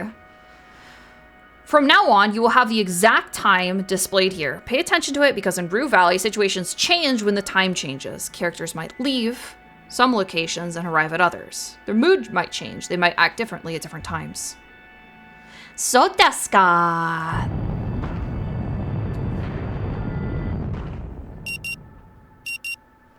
Beep, beep. Wake up! Put on a little bit of makeup! Makeup! The frenetic sound of the alarm nudges you back to the present. Still with me, Mr. Harrow? Yeah, you have my full attention! Mr. Harrow, I'm aware that you may be experiencing a slight lack of motivation right now. No, dude, I actually feel great. Lack of motivation, but you are motivated. You just need to remember. To remember? Yeah, there was something very important. The muffled sound of clanging interrupts your train of thought. Suddenly, the image of a young woman punching and kicking the old vending machine emerges in your mind. But like the first rock in an avalanche, it's inevitably followed by others, and more memories start emerging. The receptionist, the thunder, the mysterious driver, and finally that of yourself, standing in front of the transformer under the fiery sky, hoping you won't forget everything again.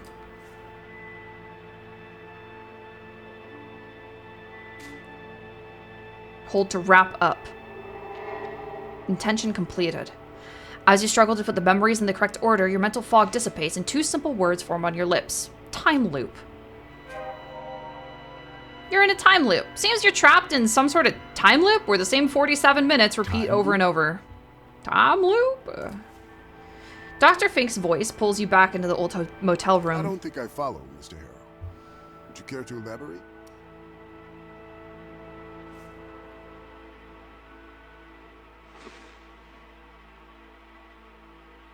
Outer Wild Mechanics. Yippee! Oh, okay, so I guess the demo is only an hour long, approximately. A 47-minute time loop is brutal. Yeah. And that's the demo. But you can wishlist that using my link. You can use ! Rue Valley to make it appear again. Otherwise, it's in chat. Yeah, that was cool. Thank you, Owlcat. Thank you. Interesting stuff. I really like the art style. Really, really cool art style. Infinite therapy. Oh, brother. I should call her. Owlcat? Yeah, what else has Owlcat worked on? Do you know? Someone in chat recognizes them. Not infinite therapy. Rogue Trader? They're actually goated. Rogue Trader is one of my top 5 RPGs. Oh.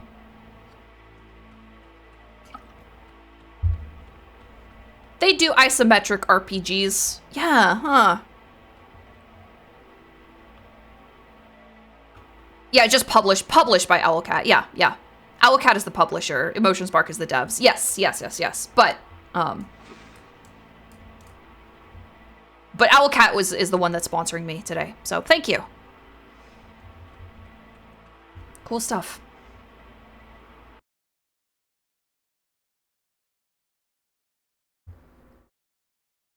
Okay. Yatta! Dear chat, welcome to the rest of my stream, which I haven't figured out yet. Which we're kind of just gonna have to improvise.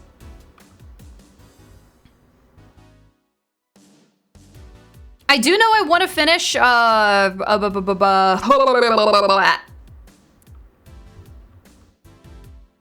Gemini, that one. That Gemini. I want to watch it. I want to watch Gemini. Maybe we'll do some dailies too. It's just that this is my last stream before I'm taking a trip. So I didn't want it to be like super short. I was expecting her to dip at this point. Bro, why? Why? I said at the beginning of stream we were gonna do more. Can we catch up on Jart? Yeah, we gotta catch up on Jart. When are you coming back? I'll try to squeeze in a stream Friday, but then I also have stuff going on this weekend, right? So I'm coming back from my little vacay like on Thursday or Friday, I think. And then I've got more stuff going on the weekend. So, yeah. The Jart is getting saucier every day with the streamer offline. Whoa! Is that true? Is that true, chat? Some Junfies were wondering about Off-Kai. Yeah, I'm going to Off-Kai as well. Yeah. Yeah, I'm doing all of it. All of it, baby. Yatta! Yo, and Notch? Notch, you're gonna be at Off-Kai, right? Do you have anything planned for Off-Kai other than the panel? Probably not. Probably not. It'll probably just be the panel.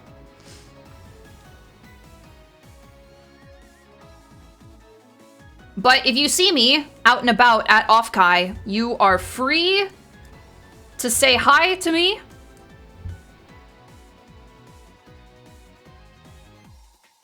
Yeah, I also think I might be cutting down on, I'm definitely gonna be cutting down on virtual meet and greets.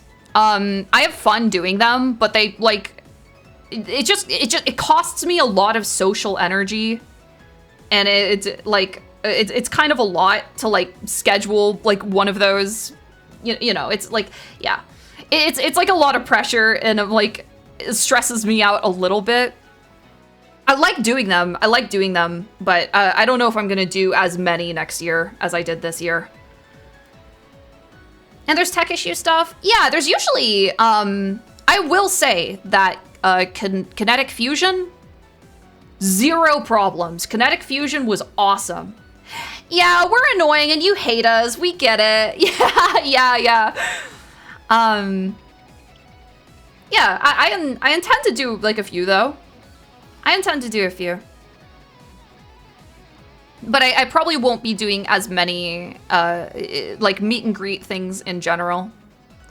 Like, I will, but I don't really intend to make sure one is scheduled every single time I go to a convention.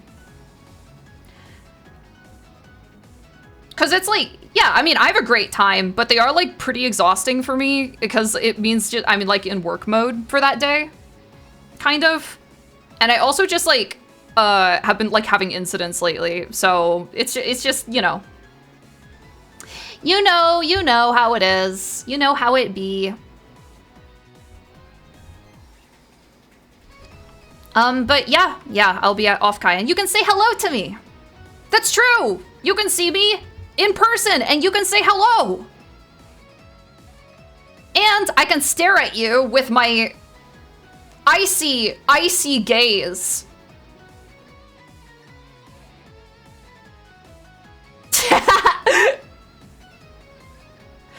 my frigid, terrifying gaze. And if you can get through that, then you'll realize that I'm actually just a little guy who is just excited. Like visiting the local horse barn.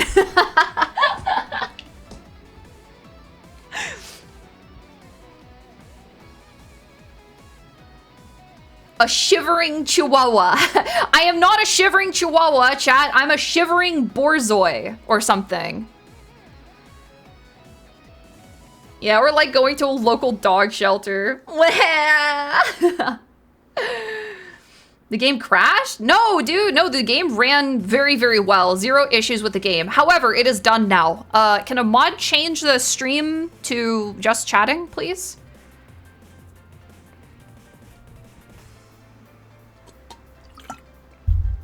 Yeah, the demo was about, it was about an hour and 15 minutes long. Good demo, good introduction. I really wanted to go do more stuff now that I didn't have like the anxious apprehension stat on me. Yeah, I would, but you haven't made me an editor after the wheel killed me. Oh yeah, I need to do that. You want the pin removed as well? Yeah. Yeah, you can remove it all. Bless you, thank you. Bless you, thank you. There's a borzoi that frequented my local dog park. It's the most dramatic hound. Oh, I know. And I'm very dramatic, I'll have you know. Is Rue Valley like Disco Elysium? Yeah, I think it's like the first ever Disco Elysium like. Yeah, we know. Let me do it for you, Kermit. Come here.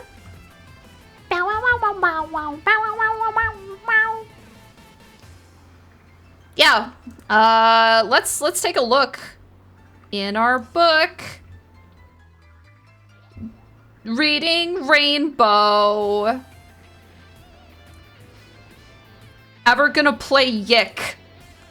Dude, when I start doing like bad games or controversial games or I might do Yick when we start doing that. I know I want to play some David Cage games as well. I think we'll have fun with that sort of thing. Okay. Okay. You were also thinking of playing the Sopranos game. I know, you don't need to remind me. But I was talking about like bad / infamous / controversial games. Okay. Let me try to find my tag.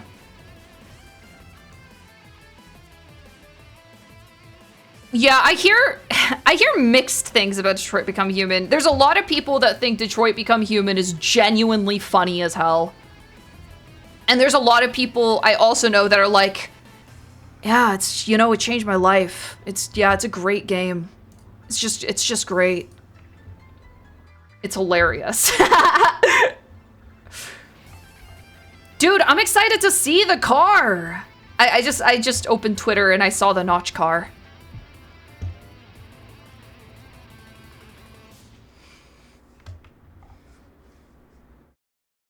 Hold on, chat. Hold on.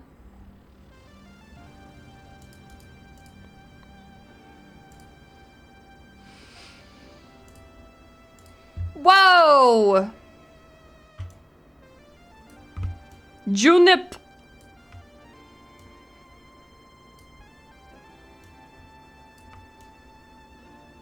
Clown bug. It's funny because David Cage refuses to acknowledge that it's an allegory for racism. He says it's an original concept. Huh. Cute! Cute, cute! Cute buggo.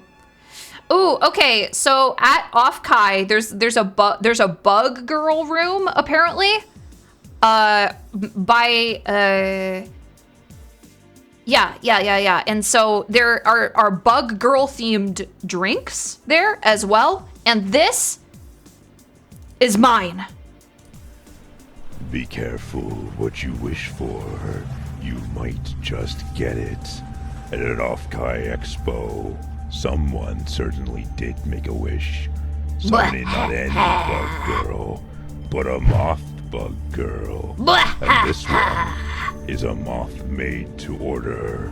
Junipart actius. And remember... It is based on the mermaid cocktail, which I haven't actually tried. I basically just told them, like, bro, go... I was like, bro, just make me something. I don't have time to come up with anything right now. So that's why it's a moth maid. Because it's a mermaid.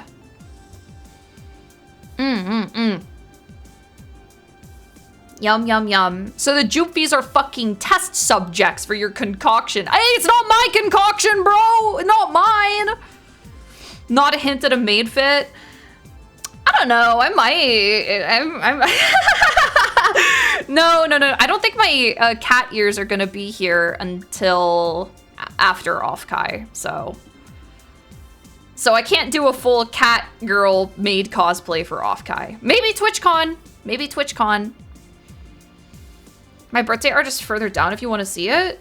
It's just, we already looked at these, so if it was further down, then it might not be in the tag. It might have been like pushed out of the tag for some reason. What the fuck is dark woke? You know. They're making paratrooper battalions based off of Joomfies.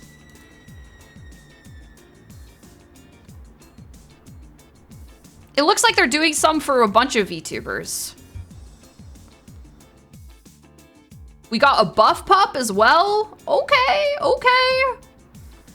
I'm just a moth in a cage. This is really cute. And it has a little snake tail too. That's adorable.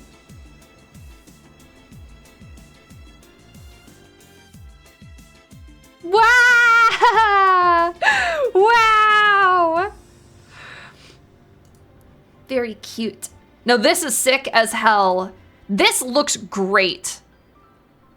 This looks so good, man. First of all, you're a psychopath for even trying to model the Snoth. But it looks fantastic. And they posted a turnaround as well.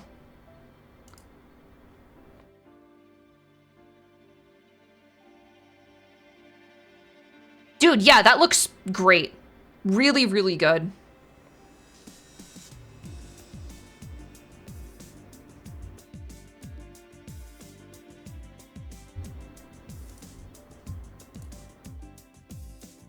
Got the Junipart to the drag strip for the first time. Have a lot to improve on, but we'll get there. I'm 2 miles per hour away from getting that 100 miles per hour quarter mile. Okay, go on, boy. Go, Junipart, go! Oh, shoot. My crop is bad.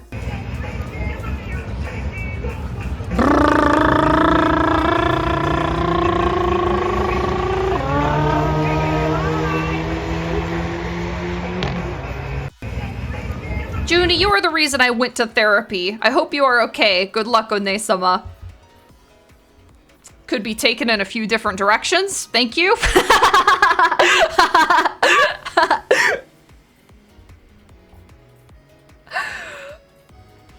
Here, I'm Moth, doing everything. I'm Moth, holding on to what? I'm Moth, pretending I'm a super Moth. Junie mobile found at site of 38 dead, 218 injured. Juniper Reason Actius. You're crazy. You're messed up. Junie, you're the reason I need therapy. I'm not gonna go though. Hope this helps. Can you scroll down a bit more? I promise you'll regret it. Of the car?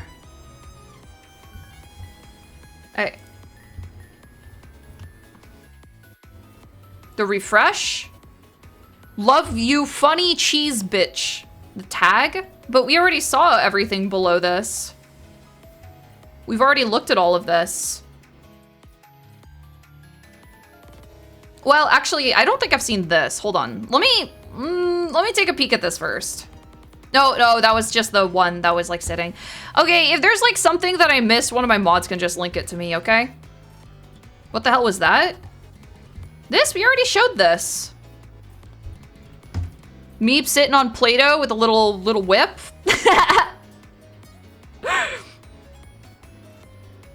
Cause Play-Doh's a loser. And I'm way smarter. Oh, sorry, I must have missed that. Oh, yeah. Okay, chat, we're gonna see what's going on in the YouTube sphere of things.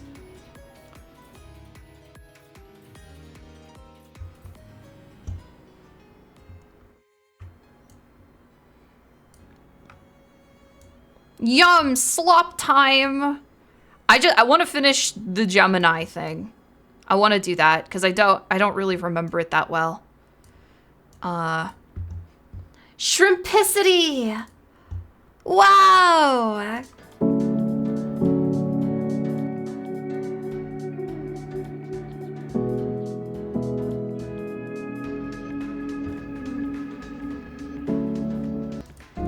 Trumps. Shrimp Piss City.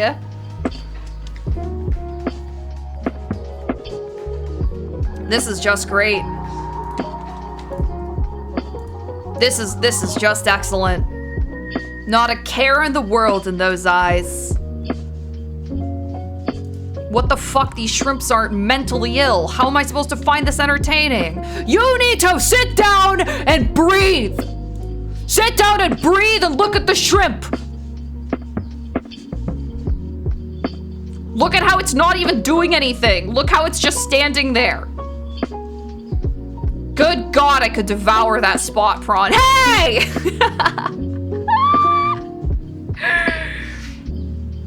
He is existing. He is pure. Yes, dog! Fuck, this is good. Shrimps is bugs. He doesn't even know he exists. And that's awesome. They don't even know that shrimps is bugs. They don't know that they is bugs. And I think that's wonderful. Wow. Wow.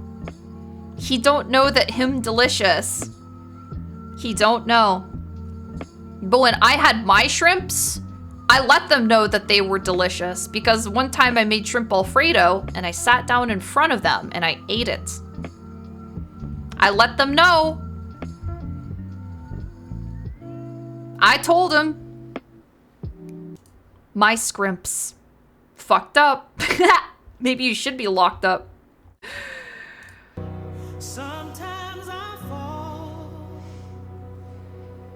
Guys, I can't do another Teresa battling lip syncing video, dog. I can't do that. I can't do another one, man. Okay, let's look up Gemini. What does she sync to? Bro, nothing! Can we check back in on Soap Guy? What was it? LCP? LCP? Oh God, I don't remember. LPC. LPC. I'll try LPC candle. Didn't you bookmark him? I don't remember. Pyro? What the? LPC with a space. Okay. How is bro doing? 13 days ago. The cinnamon flavor mix with the red cylinder short candle. Taste thumbs up. Aftertaste thumbs up. Texture thumbs down. The texture harbors too many disgust. Are these little mini TVs new? That's good. I like the two mouses that are oriented towards the candle, the snack. The Dorito bag is also new. So I don't really like the asymmetry of the Dorito bag. Joe, thanks for the raid, Metal Hattie. Welcome. I don't like the asymmetry. I think he needs to work on this build. This is maybe one of his weaker builds.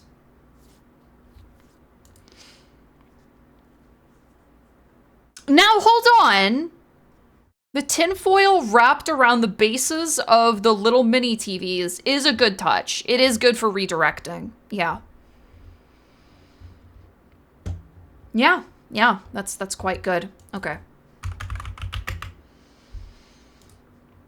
Let's finish Gemini Home Entertainment. We got like halfway through last media slop stream. Shopping has the answer to make your life easier. To catch you up, there are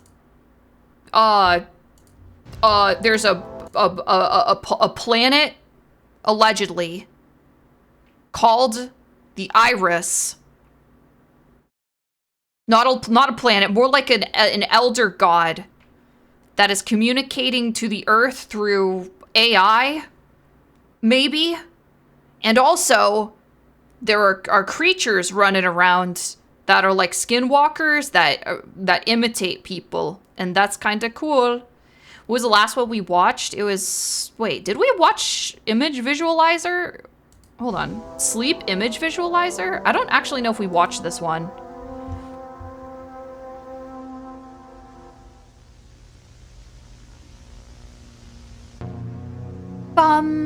I remember the prairie chickens. I do too. Harbinge Technologies. Sleep Image Visualizer. Setup and information.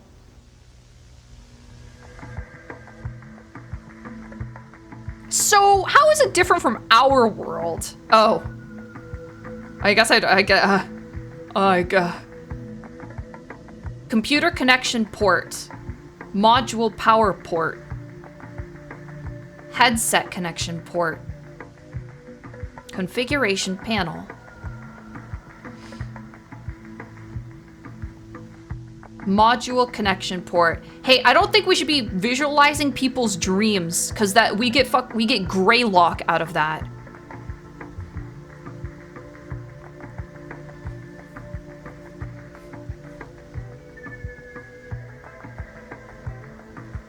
We're out of order? Wilderness Survival Guide is the one we should be watching.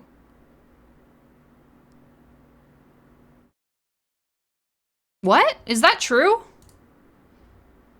I thought we were in order. Lethal Omen? What?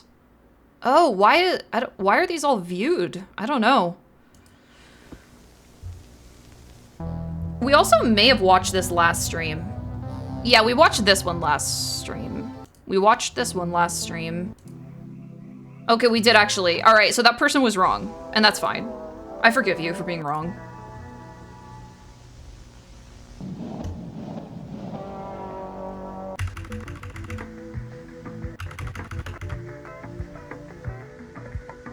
Connect the SIV headset to the main module.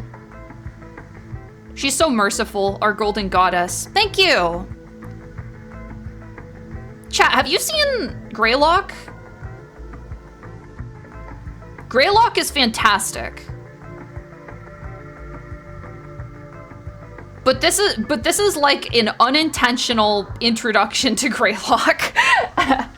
No, I'll show you guys Greylock. It's a way newer one, like really really new analog horror series, and it rules.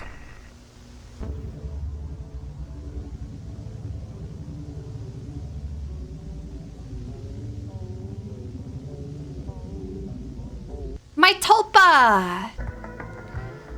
Place the headset on your head, ensuring all clamps are secure. The prequel to Blue Lock, yeah! I'm starting to think analog horror is your current favorite buzzword. Analog horror is the genre of this type of video.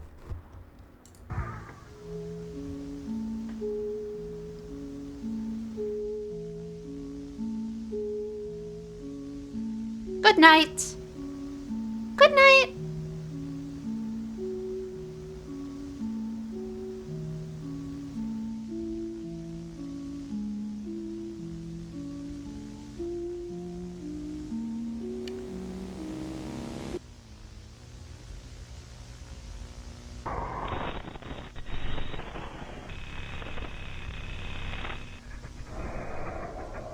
Sleep image visualization began at 4:06, ended at 4:10. Yes, meow, brush, meow, meow, meow, meow.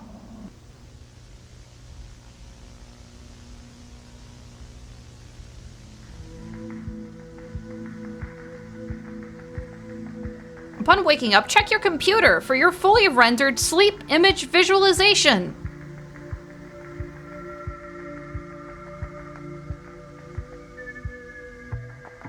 Thanks for taking part in the sleep image visualization program. Please note that all sleep image visualizations are automatically set and are legal property of Harbinge Technologies.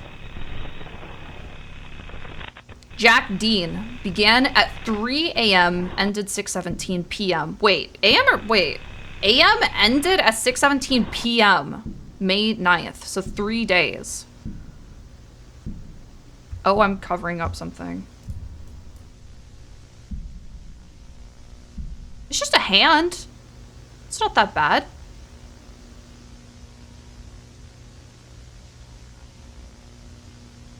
It's just a guy in a rubber mask. Average sleepover, yeah. Reminder. The sleep image visualization takes images from your unconscious mind and visualizes them. These images do not represent reality. Cool prank, yeah. Dreams cannot tell the future.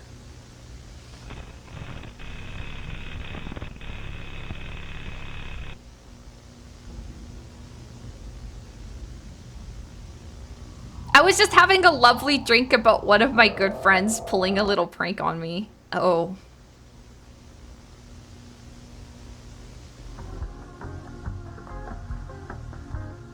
It did not say when it ended. He died it. I think he probably... Yeah, I think he's died it. There's a real place, shit! but not enough family-sized affordable housing. By the way, uBlock is broken for like everyone. I've been seeing people posting about it. Kids, parents, grandparents. What would your dreams look like, Jui? I don't want to talk about it, man. I don't want to talk about it. Cause then my mods are gonna be like,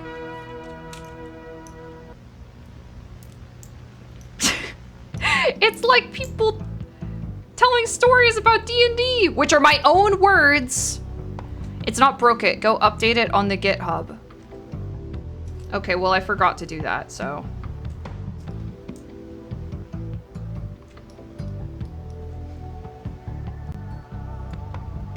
By the way, that means it is broken and they had to release an update. Hide and go seek. One player is chosen as the seeker, while everyone else are hiders. Do you have a baby hand growing inside your own hand, slowly pushing its way out while suffocating your hand?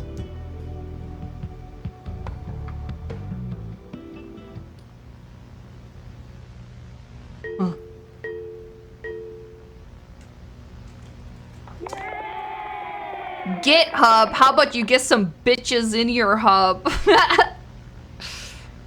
The last hider to be found wins. The content of your dreams has led me to believe that you are mentally unwell. Now get in the therapy loop.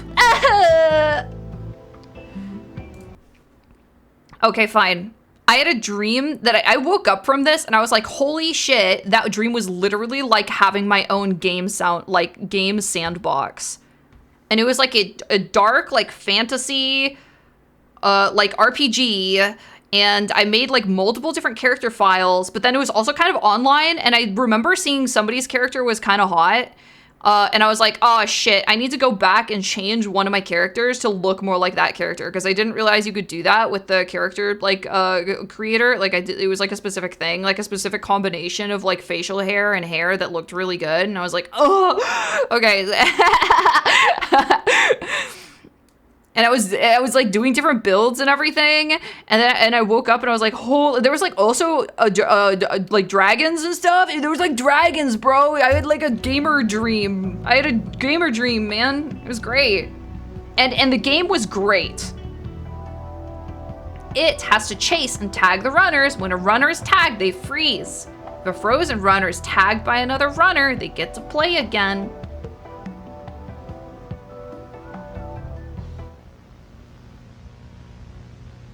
Here's another fun game. Tag. You sit in the chair. I approach you in the chair. I show you, not hand you. I show you pliers and a hammer, and I tell you to pick one.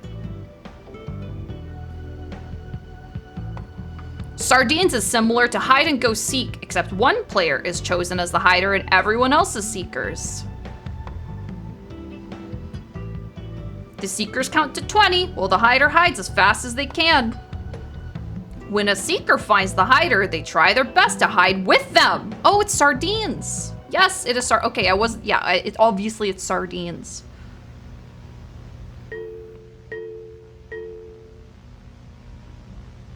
Hola, soy Junipart. Can you find the hider? The game ends when everybody is hiding.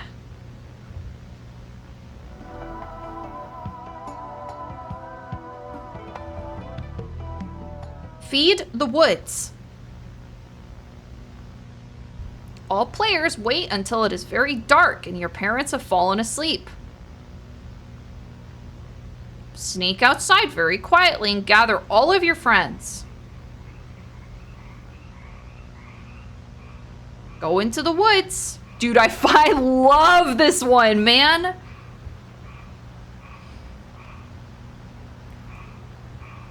This was such a good game. Scream at the top of your lungs. This one was so funny.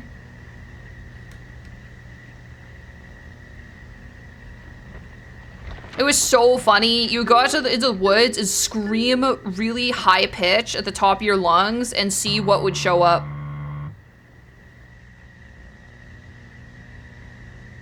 Because it could be anything. Anything could show up.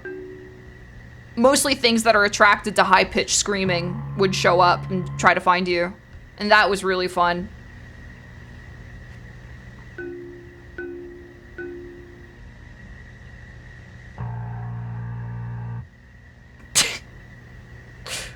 Me when someone points at me and I get really sad.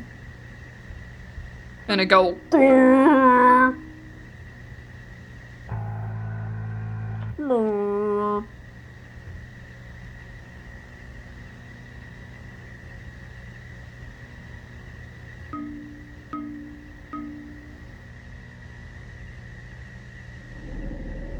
The game ends when the forest is fed. Dude, it was so funny. Oh shit.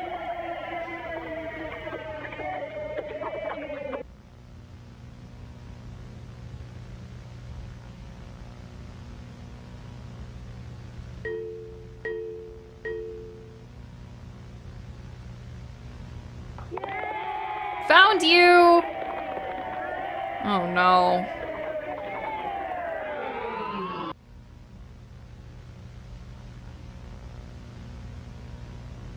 That's where you live? Whoa. So I wonder if the iris just like finds any... Oh my god. Get doxed, idiot.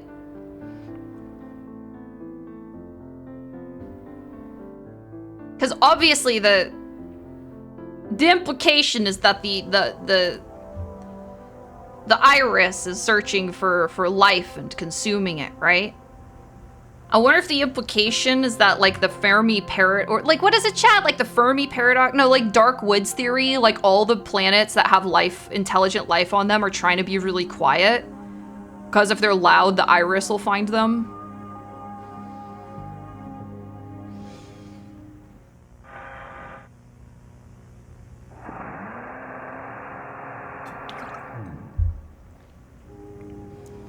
The remote-operated compact tunneler is the vehicle to revolutionize mining, controlled entirely via a computer. The ROCT makes it safe to traverse.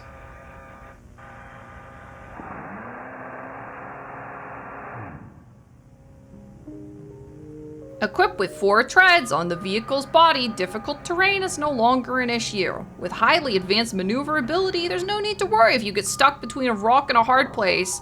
Dude, every caver just lost their job. They can no longer enter, like, Satan's infinite fatal asshole and, like, leave behind their loving wife and 3 children that love them very much. Cavers on suicide watch.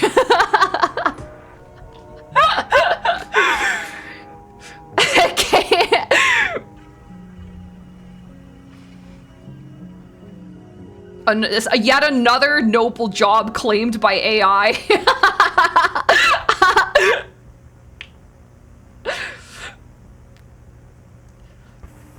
Dude, think of the YouTubers who can't make any videos about dead cavers! A compact microphone provides live audio of the ROCT's surroundings. This is especially handy for listening for hazards such as running water or nests. Text at the bottom of the display shows the ROCT's status and depth. Idle. Depth 39.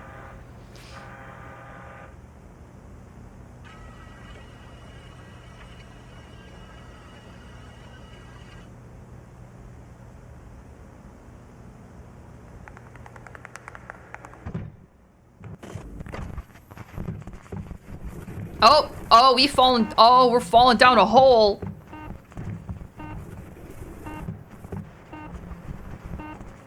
Depth 145.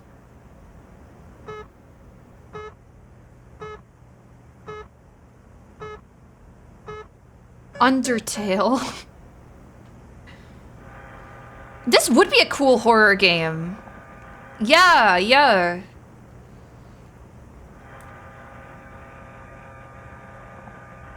I wonder if it would be...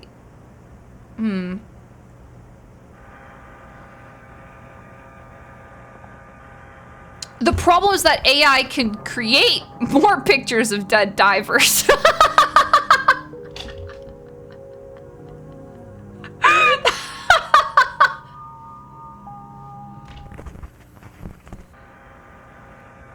That's insane. Insane, bro. Oh, shit.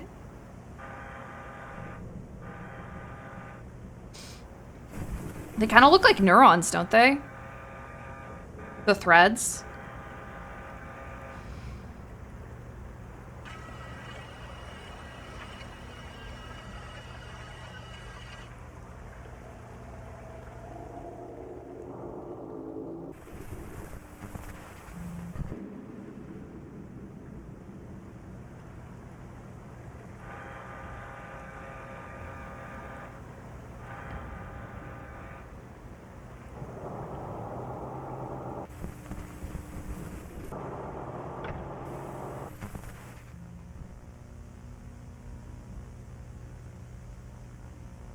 Blood pumps through the garden's veins. The crops mature. Oh, great. That's, yeah, oh, awesome. Good, awesome stuff.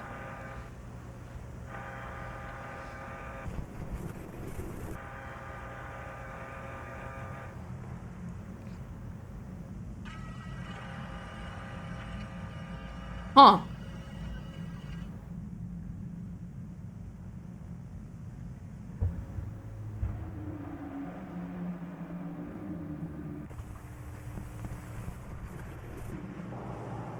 Orb. A little mini sun. Oh!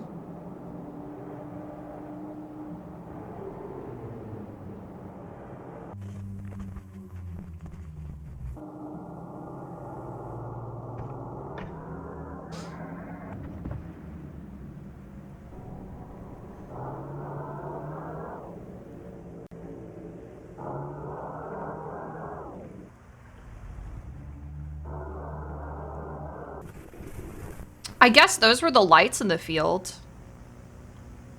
When they're like, during a storm, don't go towards the lights. Shifting tendons shape anatomy. Mutation of the heart.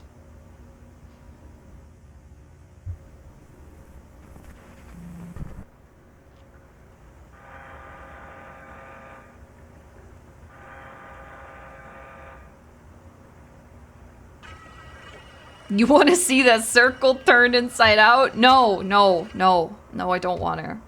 I'm not equipped for that anymore.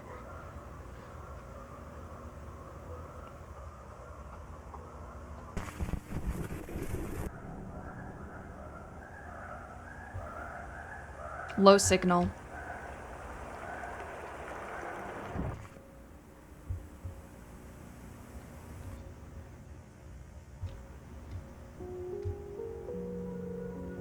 We hope you enjoyed this demonstration of the remote-operated compact tumbler. Tumbler.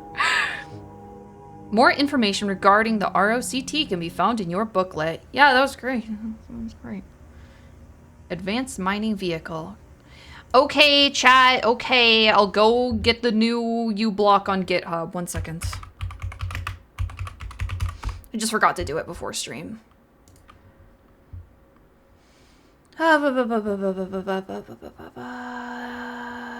Install from here. Installed.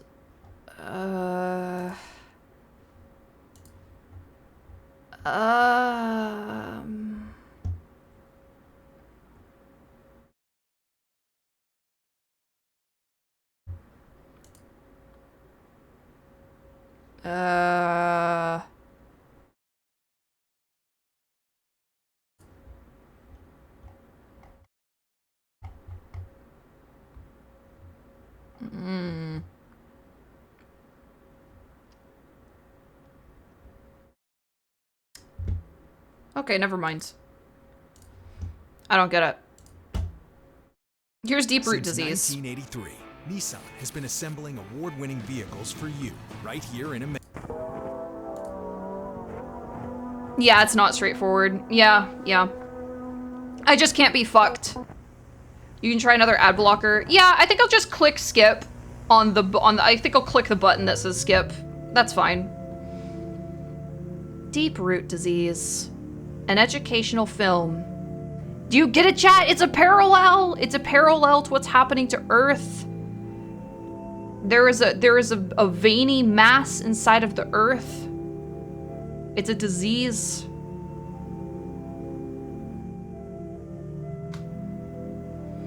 Also, certain Chromium browsers are just more fucked. Firefox has less issues, but that's your main browser. Yeah, I just don't want to figure it out for Opera right now. I straight up just can't be bothered. There's a veiny mass inside all of us, and I think that's kind of beautiful. The base of the root swells as growth continues and the surrounding area becomes discolored. The roots will continue forming until coming into contact with the bone. You're a veiny mass? You too? You're a veiny mass too?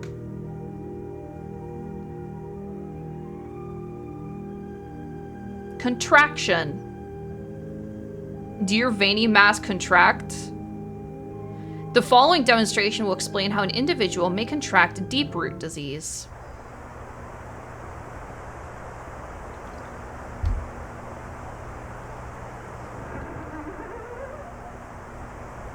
Did you hear that? Bulbs.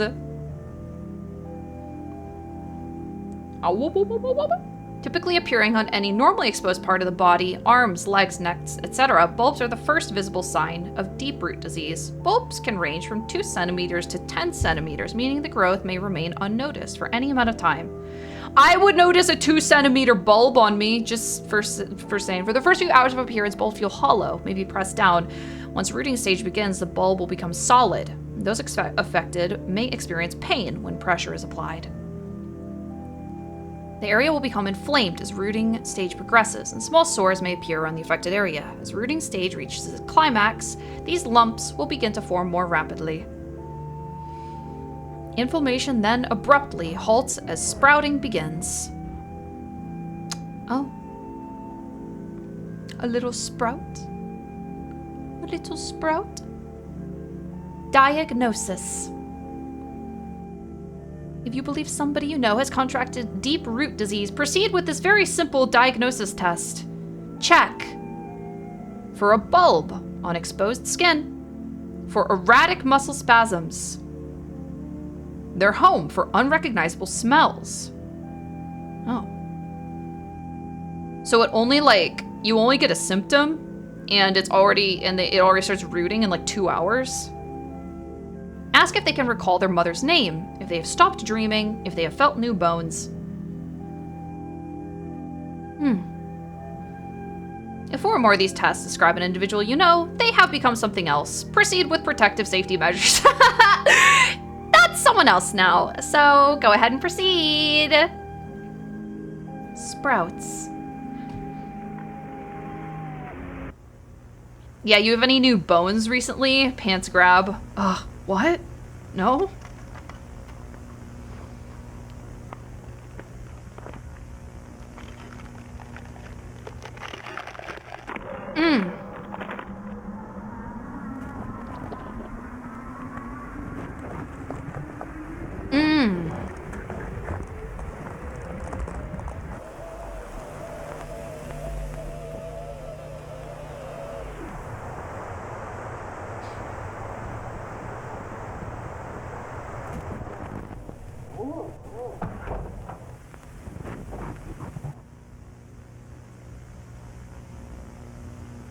This is me when that first beer hits my hand on a Friday night for real. Yes, brother! Wait, I actually have one single drink that I'm not gonna be able to drink because I'm leaving tomorrow. I'm catching a flight tomorrow. Ah! Without an admin approval. What? With Monday to Go, go, go.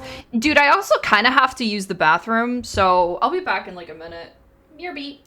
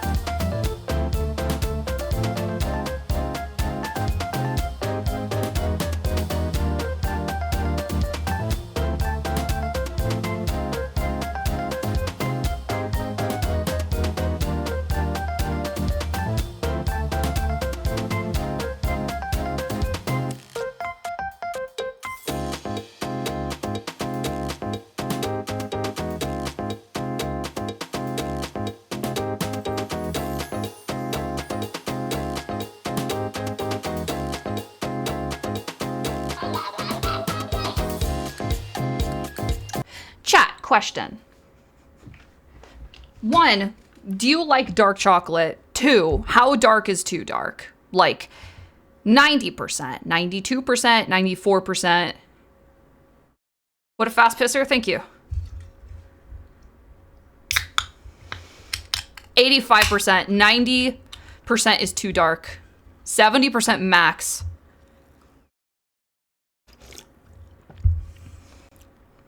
$95% is goated? That's crazy. That's crazy. 70 is the sweet spot.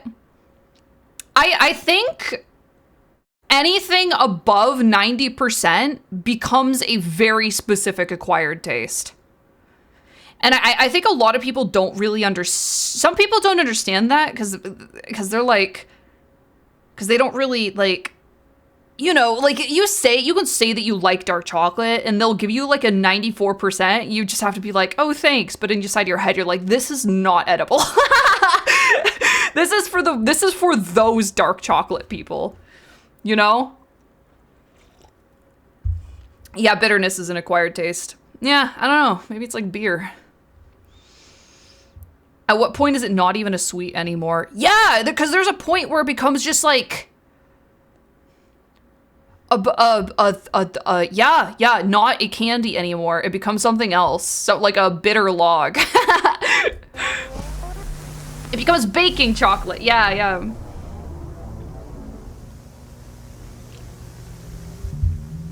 Why would I want to acquire tastes I don't like? Whoa, you don't need to. I'm just saying it's a... whoa, hey. It becomes medicinal. Yeah, that's a better word. Medicinal.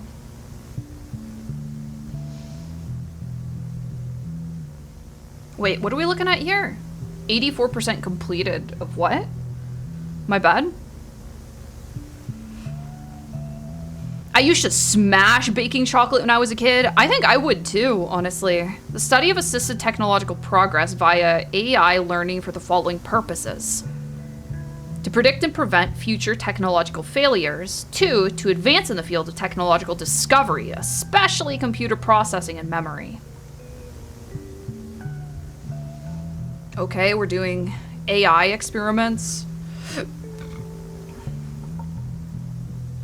If you remember from earlier, unless I'm wrong, this is AI, experimenting with AI is how the iris started communicating with us to begin with.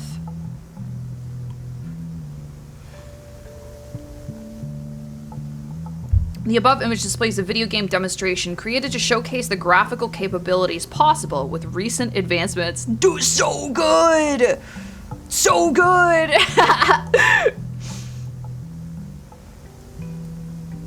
I like orange dark chocolate. Dude, me too. The ones that come in an orange shape. I loved that when I was a kid. Gradual improvements of the ACL influence have led the predictive advancement accuracy to reach unprecedented heights. A total of 15 simulations have been ran during the month of October, with each test giving new insight into unprecedented technological advancements. With the help of ACL and our client, we're expected to pass all of our competitors within the year in the field of graphics, RAM, and processing power. Dude, 0.5 whole RAM. Failure avoidance. Chili chocolate also slaps? On God, bro. I love chili chocolate. By running hypothetical scenarios, we've successfully avoided 23 technological failures. This would not have been possible without the support and wisdom of our client, who spearheaded our artificial computer learning projects.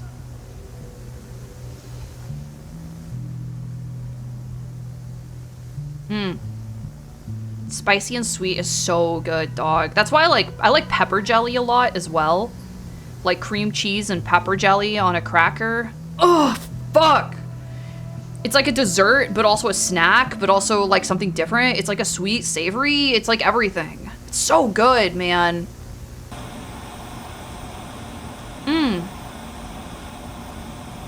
Yeah, were you guys using Flash in the computers? All systems online.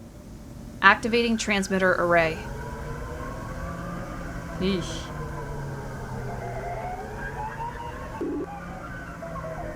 transmitter array active. Yo, we gotta find that thing and blow it up. Speaking room online.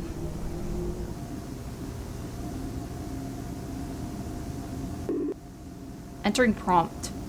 Oh yeah, I wonder if it even is an AI. Prompt entered Earth. Client ready for speaker. Yeah, what if it's not even an AI? It's literally just the iris communicating back. Like, it was never AI to begin with. It wasn't hijacked or anything. It's just always been.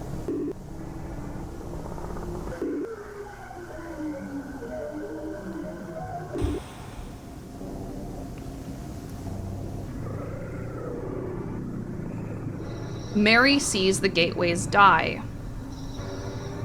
Gateway dies. Sleeping ones are eaten whole. The vessel floats into the maw. Jaw unhinges.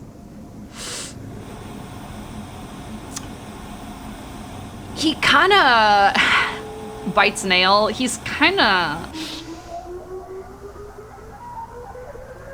Prompt entered moonlight.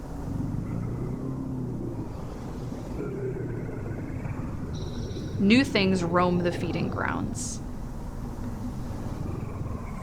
The harbinger guards in vain. Mary hears a creaking sound. The hungry eye is welcomed.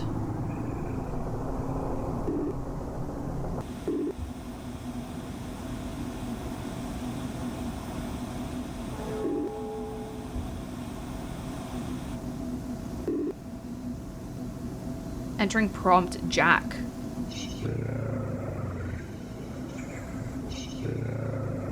Jack is with us now. Jack is with us now. Yeah, we know who Jack is, but I don't know who Mary is.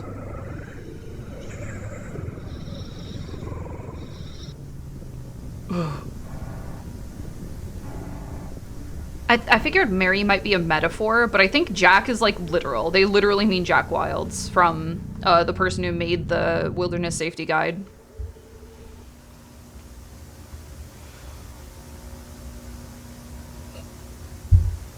In short, the progress made has drastically increased our technological capabilities. Our client's influence on the ACL system has allowed for tremendous progression. We expect to meet our client in person in as little as 7 months. No! Wait!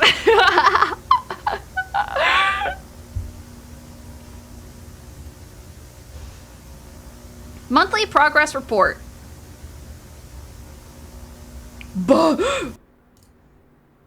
Christmas Eve party.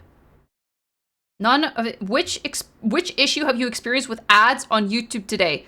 Too personal. Inappropriate. I'm not helping you. We invited the demon to the office. We're having an office party, a Christmas office party. And we invited the Iris. Say hi, Iris. Yes, I know. We have a punchline over here.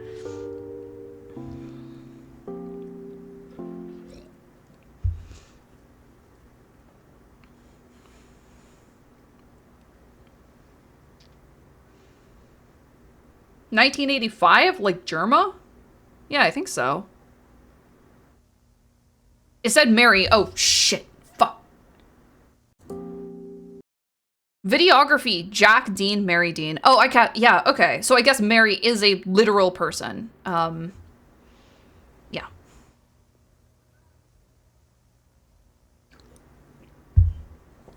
And Jack mentioned as well. They're married. Well, maybe, I think they were married before the incident.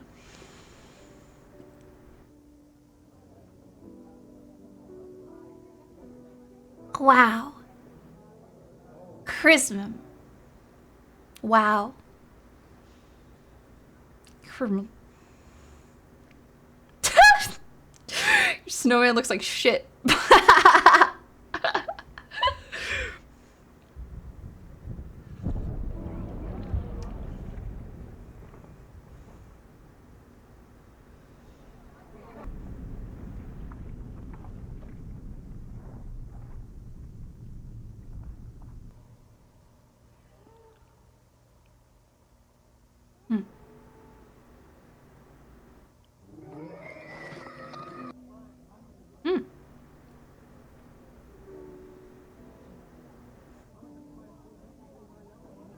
Still want to see the shelter again.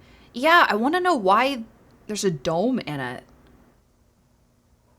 And why you have to turn on a radio.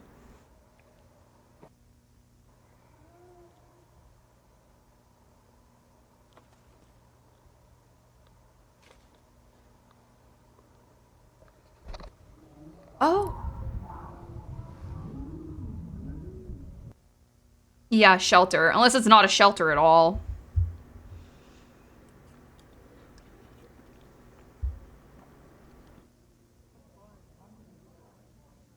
I mean, that makes sense, doesn't it? Because in the video game, the creature, like, broke into the guy's shelter. So it obviously doesn't really protect anyone that well. Maybe it is actually, like, transmitting to make people easier to find.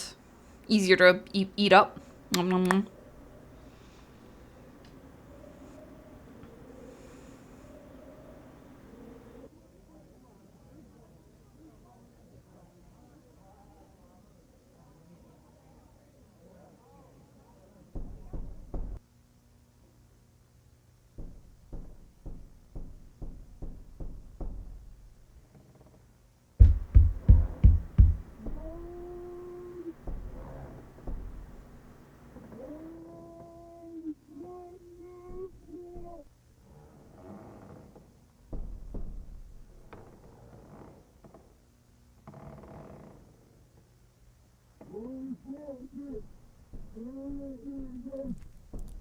Ew! Fuck!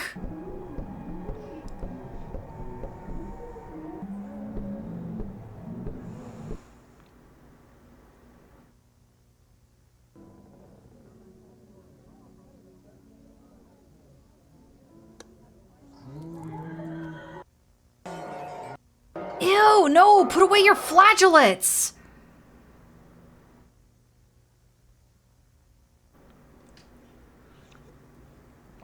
Awful stuff, man. Awful, awful stuff.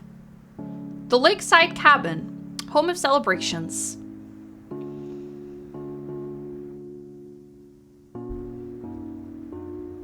Alex Whitler and videographer Jack D.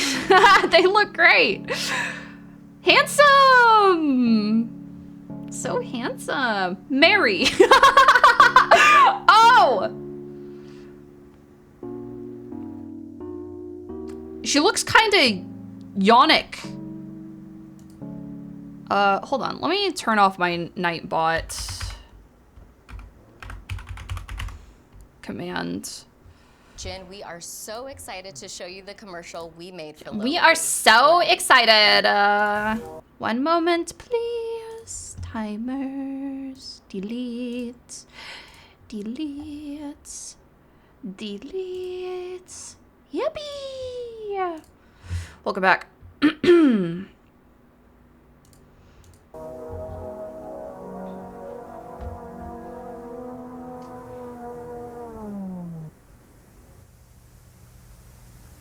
Don't tell her I said this, but it looks like Mary might have gained a few pounds since last Christmas party.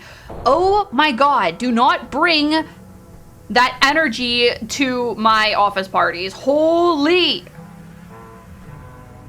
Home invasion can be a daunting and stressful prospect. This videotape is intended to ease your stress and prepare you for home invasion, should the moment arise. Dude, Mary's been under a lot of stress lately, okay? Keep in mind, windows and doors are the most commonly used entrances. Make sure these areas are locked may prevent or slow home invaders, allowing for authorities to be called.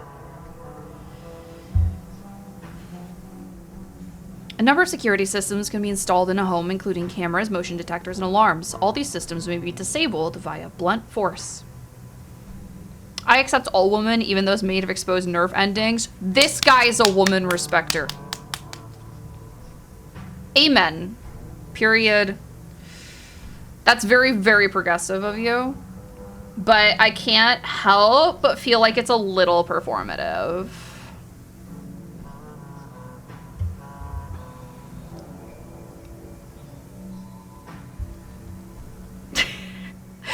Breaking a window can easily create access into the home. Note that this will cause noise that may alert prey. Vocalizing or making percussive noise against a door may cause prey to be drawn into it, allowing for easy access into the home. Oh. Oh.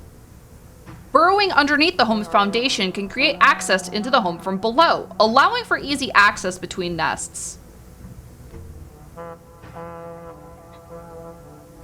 Some of my best friends are women made of masses of nerve endings, I have you know.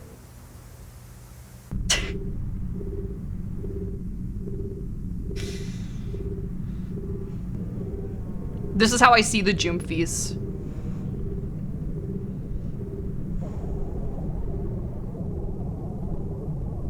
This is how I see, this is how I see a man I am attracted to.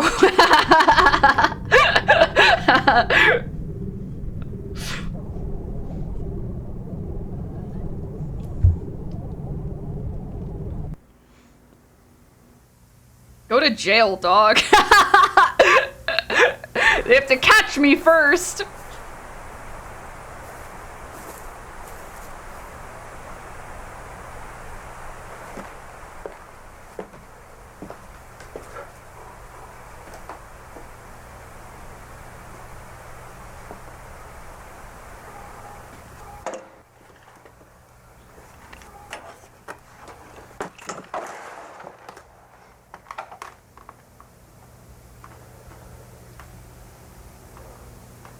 Bro, why are you outside? I think he might be. Oh, fuck me. Absolutely not. Sorry, did you see that? Dude, what the fuck is that? Okay, tell me I'm crazy.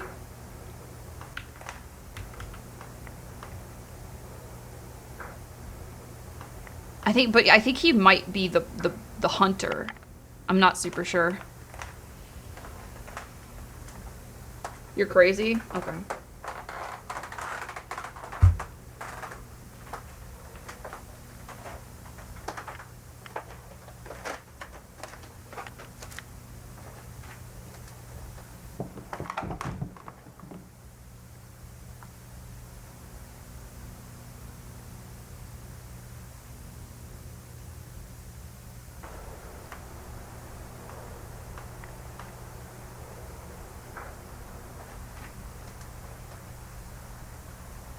Oh.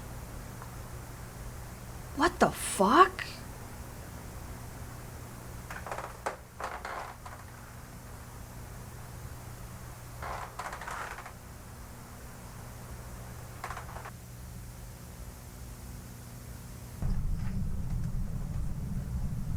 Hey, that guy who said they like women even if they're made out of exposed nerve endings. What about this, huh? What about this?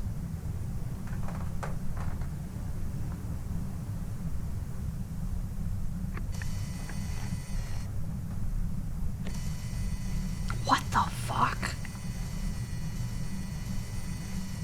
So are these people that have fully sprouted from like deep root disease? I don't understand what happened. If that eye moves, I'm leaving.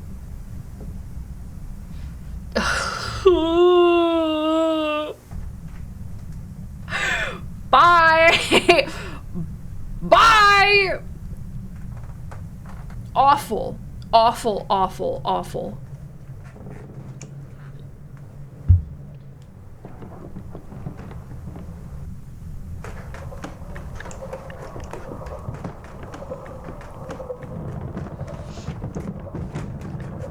Smash. Next.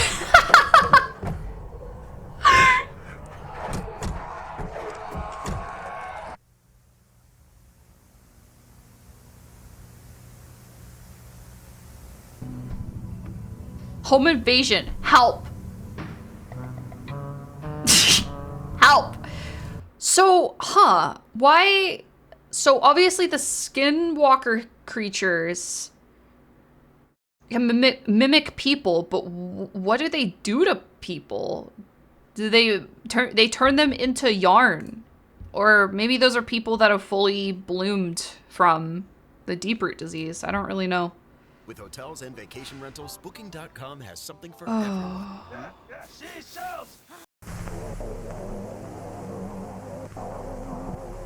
Or they remove like all of the flesh and wear it and just like leave the nerves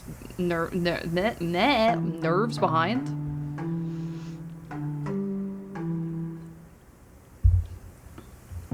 That would be really weird.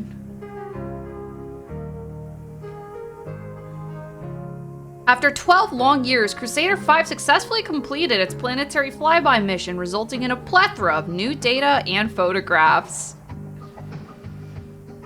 During its mission, Crusader photographed Jupiter, Saturn, Neptune. Crusader reached... Oh. Jupiter, it's me! Crusader Incident Timeline, outlining the timeline of the events leading up to and during the Crusader incident. Crusader approaches Jupiter. Oh.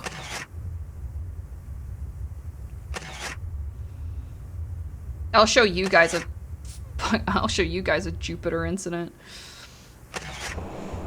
Callisto, moon of Jupiter. Europa mentioned.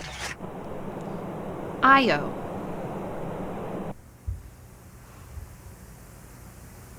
Crusader approaches Saturn.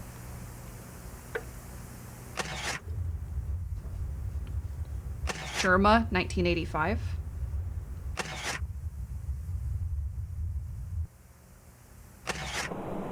Yeah, we've been to Io.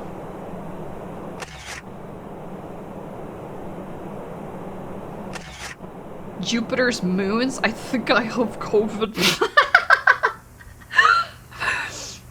Crusader approaches Neptune. Whoa, hey! Okay, I guess oh! Neptune is gone. I hope you're happy. Neptune is gone. Crusader approaches first cluster. Themis, moon of Saturn. That's not real. Hestia, Claudu, moon of Jupiter, moon of Uranus. Ceto, moon of Jupiter.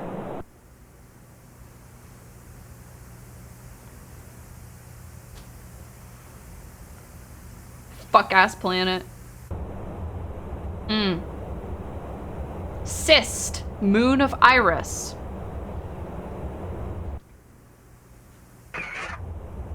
Umbilic, moon of Vitreous.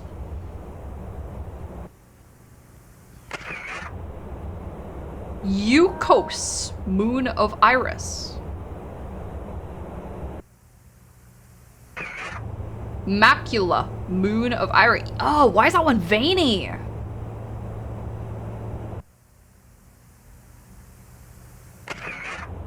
Vitreous, moon of Iris. Ugh!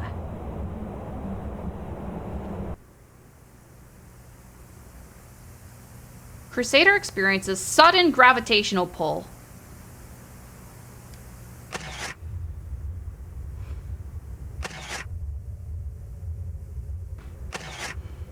Yeah, Vitreous has its own moon, is what they were saying.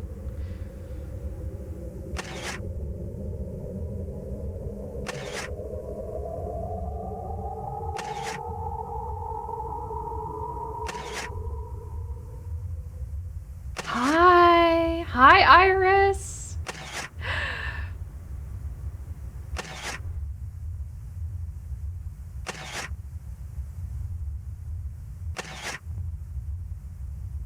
Oh, fuck. Is it a giant, like, sensory organ? Oh. Crusader enters Esophagy Grove.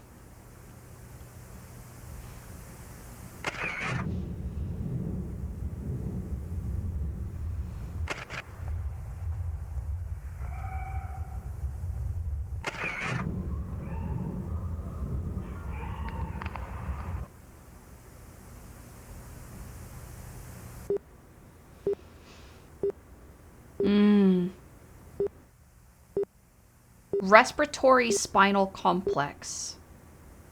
Oh, this is so sick.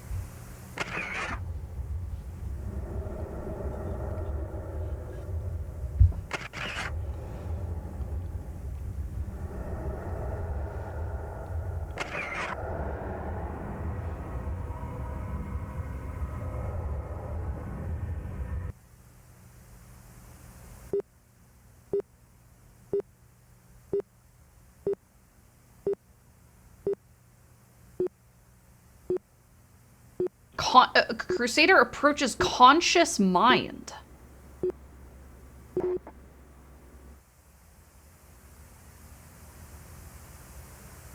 Can I see?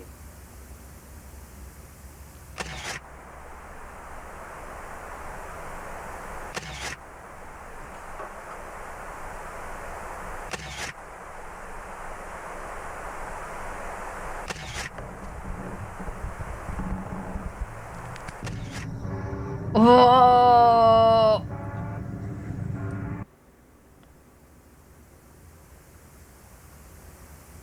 Crusader signal lost for 7 months. So hang on. Yeah. The probe entered the mind, and as a result of it, it could see what the eye saw. Wait, it's coming. Wait, hold on. Crusader approaches Earth. Oh God, it's coming back! Oh God! It became like part of everything for a moment. It became everywhere for a sec. Crusader's voyage through space has been thrilling for scientists and space enthusiasts alike. Hey, what are you talking about? Hey, what do you mean? Who knows what's in store for Earth next? Hey! Chill, bro, chill! That was probably really hot if you're into Planet Vor.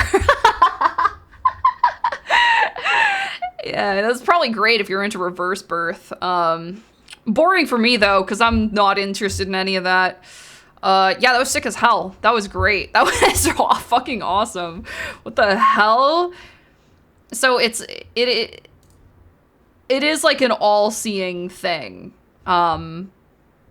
But it also has a body.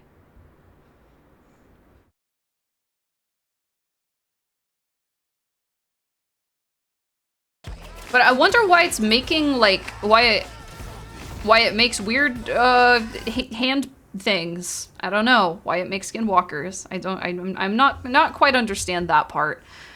The following segment utilizes a live feed of Lake Mountbank in Canada during its broadcast. 25 minutes before first attack.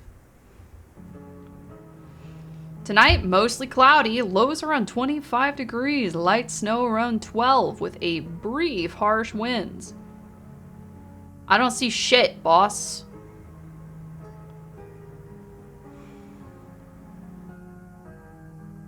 Oh.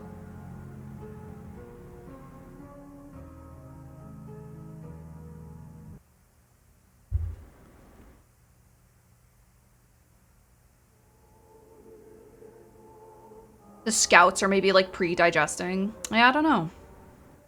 1946. Curtis, come down to the camp this weekend. Fulton and I have devised a plan on how we can continue to uphold the deal without giving in to these beings' abhorrent demands. Richard has seen a bear lurking near the boys' cabins.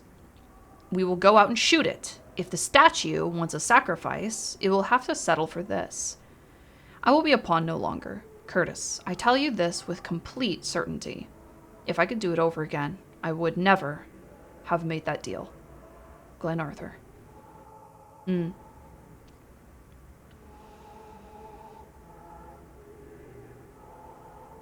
So Iris is both like intelligent and malicious. 1946. Wretched hands tap my window. A stranger's fangs scrape the walls. Like me. Just like me, chat.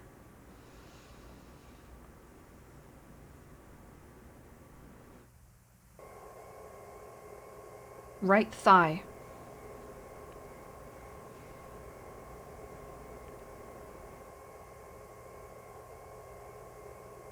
Fly.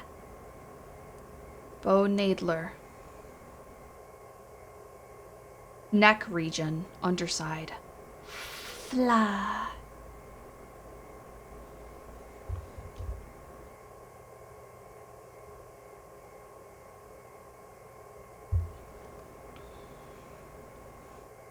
Peepo thigh J. We need to make a version of that with when I don't have my filter on it, I think. It's so green. Christine Hoyt is in this. Hey, nerve-ending woman guy. You fuck with this? Do you still love her? Would you still love her? Would you still treat her well?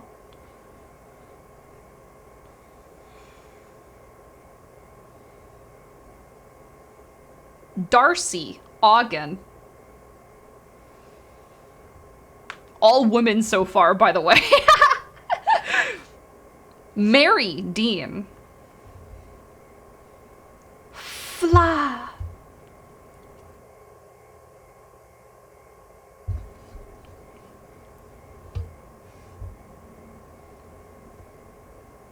Glenn Arthur.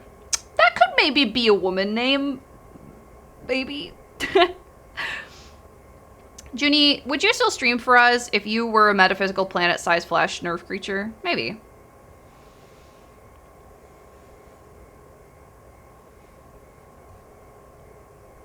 Organism has since lost all resemblance to a bear! Oh god, it used to be a bear. Chat, if I was a giant planet-sized flesh nerve creature, omnipotent flesh nerve creature, I would still stream to you, but I would like project it to your mind.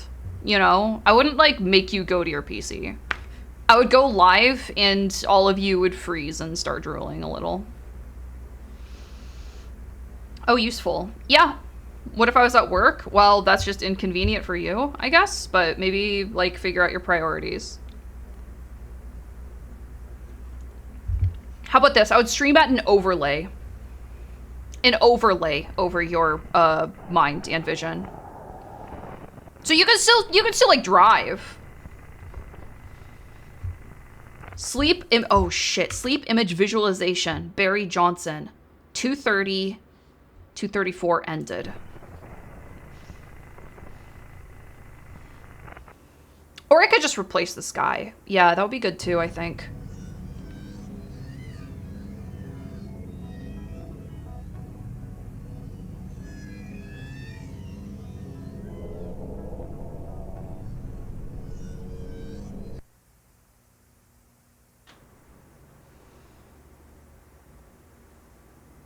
Me in the middle will work when suddenly the Jupiter particles emit the most horrendous gas station scenario to date.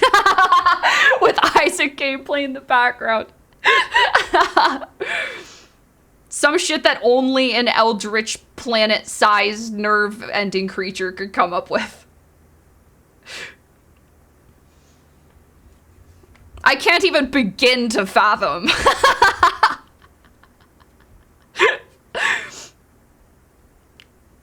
6 days into self-quarantine.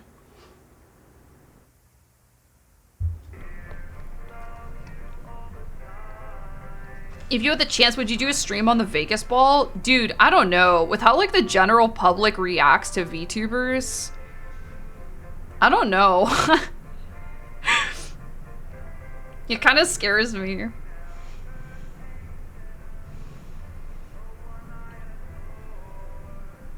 But it would be funny. It would be funny, that's true. I would do anything for a bit. Anything.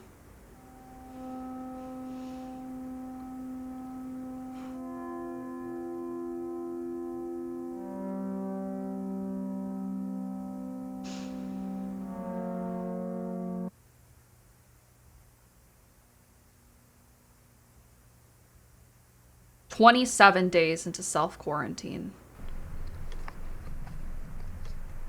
Oh.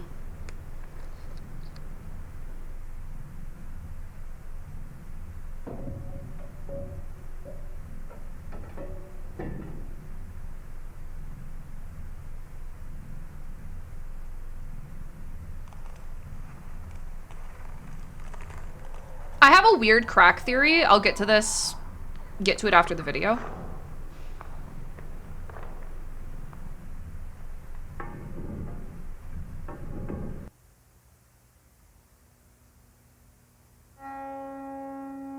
Okay, it's actually not a weird crack theory or crackpot theory. I think it's like something that has been very much implied.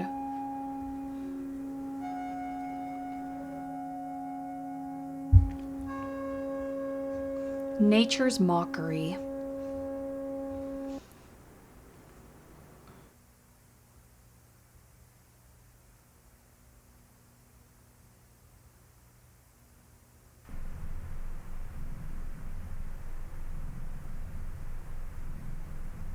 Staff prepare to enter holding room following estimated incubation time. What do you mean enter holding room after incubation?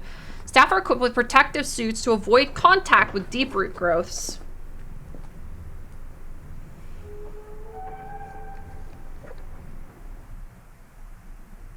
Wow. There he is. Douglas Adam, mostly harmless.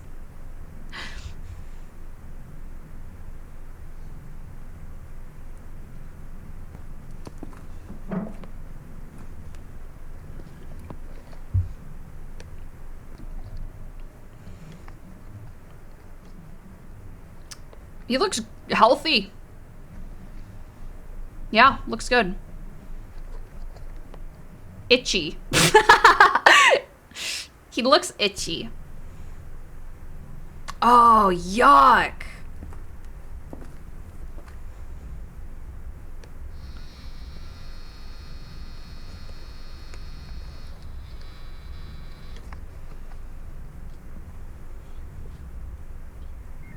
An interview is performed to assess Barry Johnson's psychological state.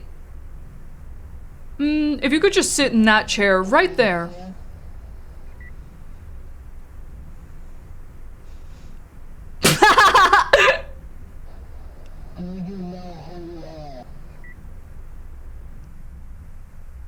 Would you like a coffee?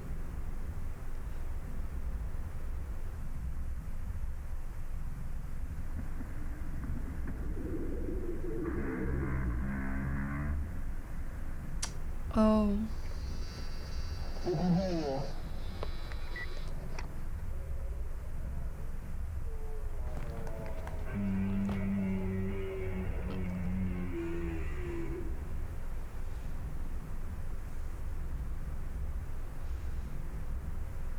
Oh. Yeah, he's mimicking. He's just repeating back. Oh? Oh, God, awful.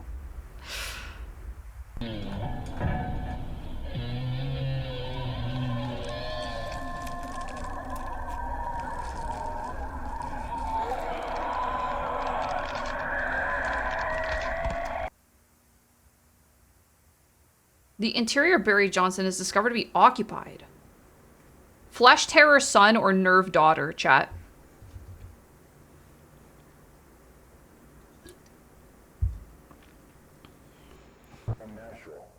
Fucking awful. Okay, so I was wondering what the significance of like the dream visualizer tech was. And again, like Fermi paradox or dark forest, etc. I think that's something they were not meant to discover. So people who like do the dream visualization thing, whatever they visualize in their dreams is what allows like Iris to manifest inside of them.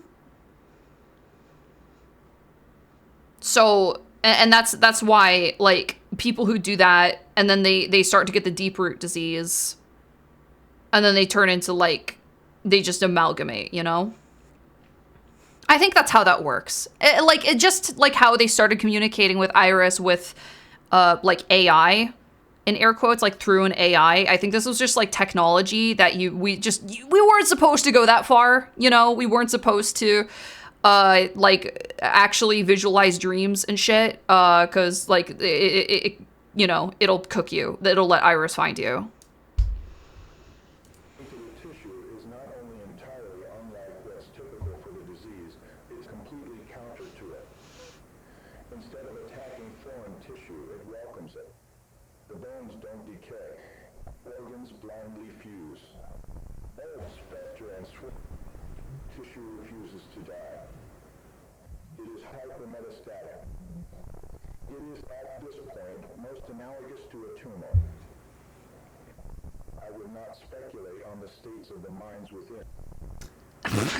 Oh, yeah? Why not? Is that the bear? Oh, yuck!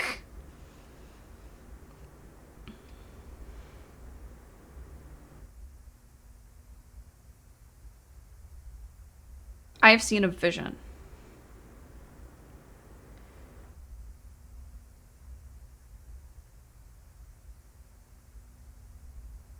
Oof.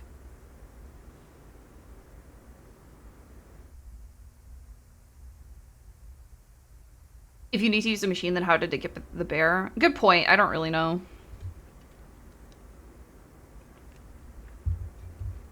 Angels visited me while I slept.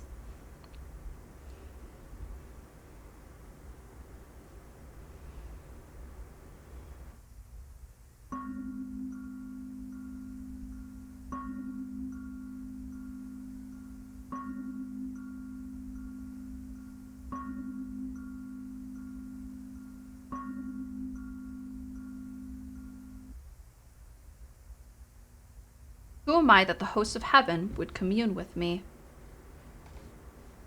The unconscious mind is a door, and I hold the key. Oh, dream speakers, name yourselves. I told you, chat! I told you! Vision from my angels. A half-living thing grows outside camp.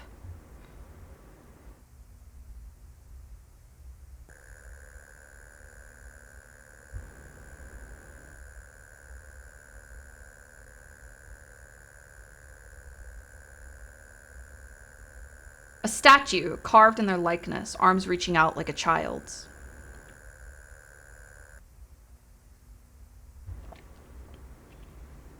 I've been offered a new covenant.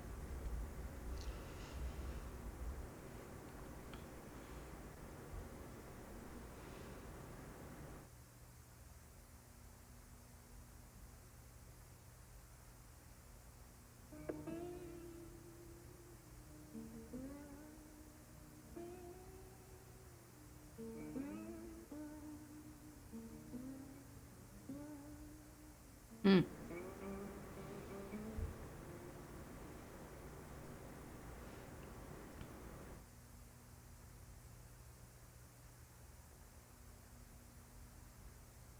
Hmm.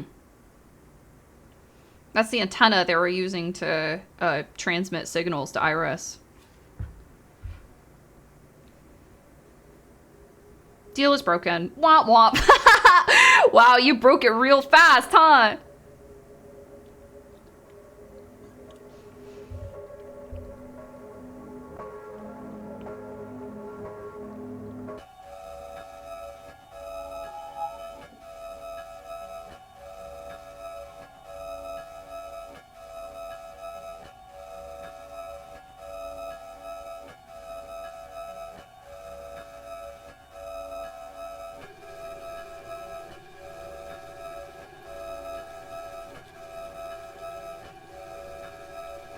I am still in here.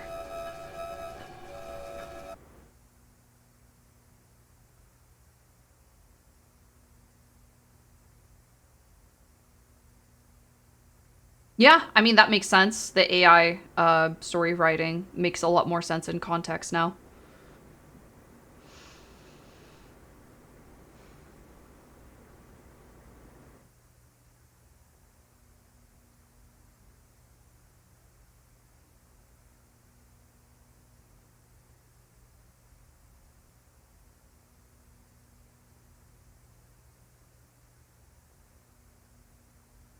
Ugh.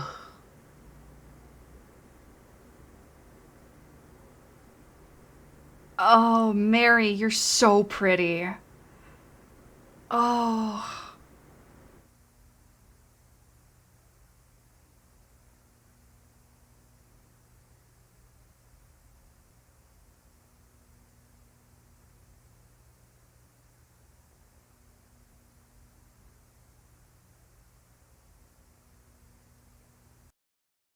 Awful shit. Awful, awful, awful.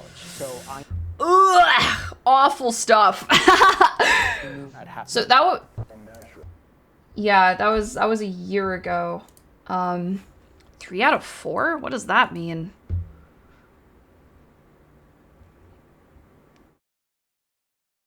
That was a year ago. Is that the last one? Like forever? Or just the end of the playlist? I don't know if it's really a cliffhanger. I don't know what you would be able to do in that situation. That's 2 years. Oh shit, it is. You know? The series is on hiatus because the creator's PC broke down? What?! No way, dog! Oh, jeez. Oh, that's terrible. No. I mean, I would have been satisfied anyways. I would have been like, yep, well, that is a vignette about a world that is going to be consumed by Iris, because we got a little too silly. We messed with technology that we shouldn't have messed with, and we alerted Iris to our location and presence. Did you ever see the analog horror where Richard Nixon is Superman or something? You're talking about Monument Mythos, and that one's fucking tight. That one's tight, but I kind of want to watch Greylock, chat, because it seems like a lot of people here haven't seen Greylock, because it's also like, it's a little bit newer, and like the fad of analog horror is kind of over, so a lot of people haven't seen it, but it's quite good. There are aspects of it that are pretty similar to oh, I guess Greylock with an E, sorry. Would totally watch Greylock. Let's watch Greylock, bro. Let's go.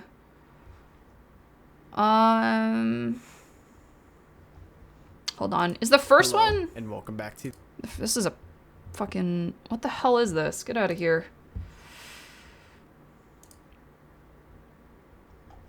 Greylock. Full Greylock series, please. Greylock series, please. Get out of here, white boy. There we go.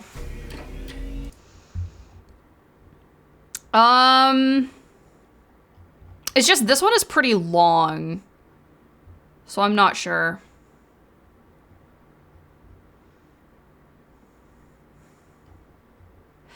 Yeah, but we're chilling. Looks like there's a new Vita Carnis. Wait, it might be better to do Vita Carnis then, because Vita Carnis is only half an hour, and it looks like this one might be, like, more than an hour. Damn. I didn't know they were still making Vita Carnis either. I thought that was done. Let's look at Vita Carnis. Carnis is cute. Carnis is, it's cute. It's good. Living Meat research documentary. I like this one. It's very charming. It's endearing.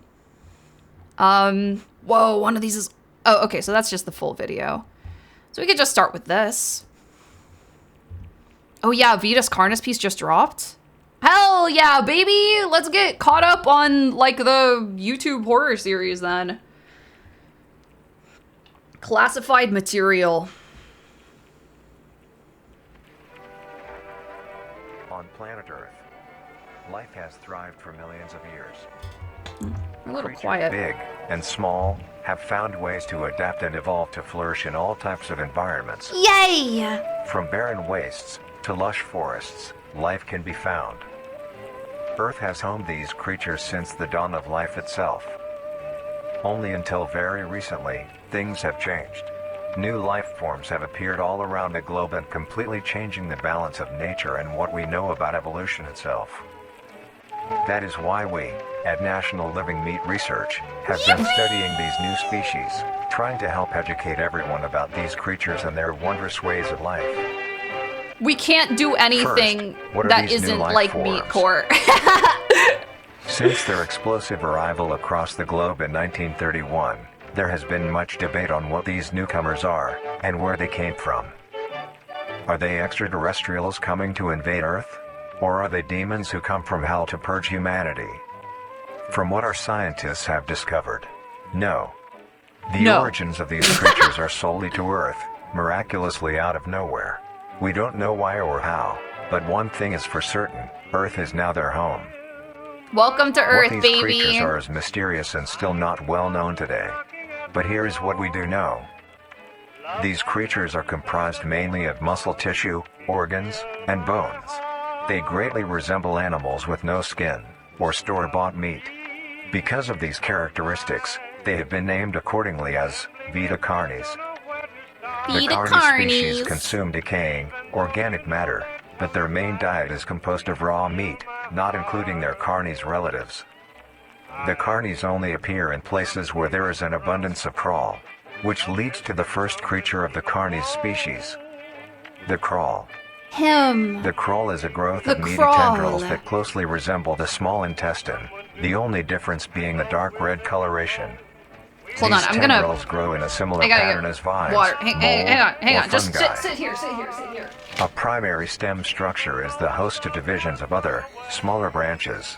In each tendril contains a variety of veins, arteries, and other similar organs used to transport nutrients absorbed from its surroundings.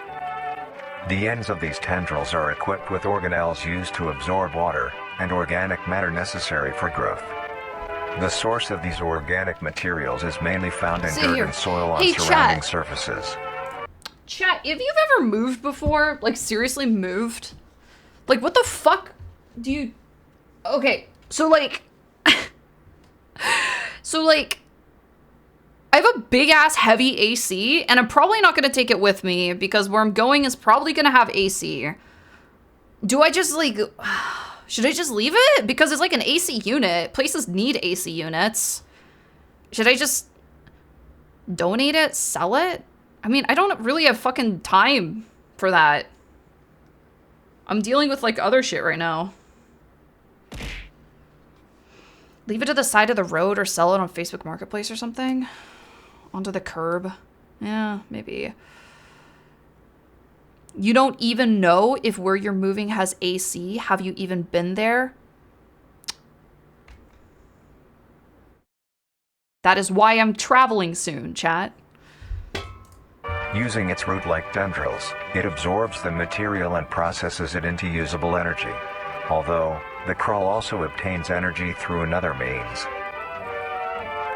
Patronizing message. A little. Like, do you think I'm stupid? Like... Like, do you think I'm literally just gonna walk onto the road and, like, try to find a place? Like... The photosynthesis. The dark pigmentation of the smaller branches is ideal for absorbing sunlight, and therefore allowing solar energy to fuel the crawl's growth.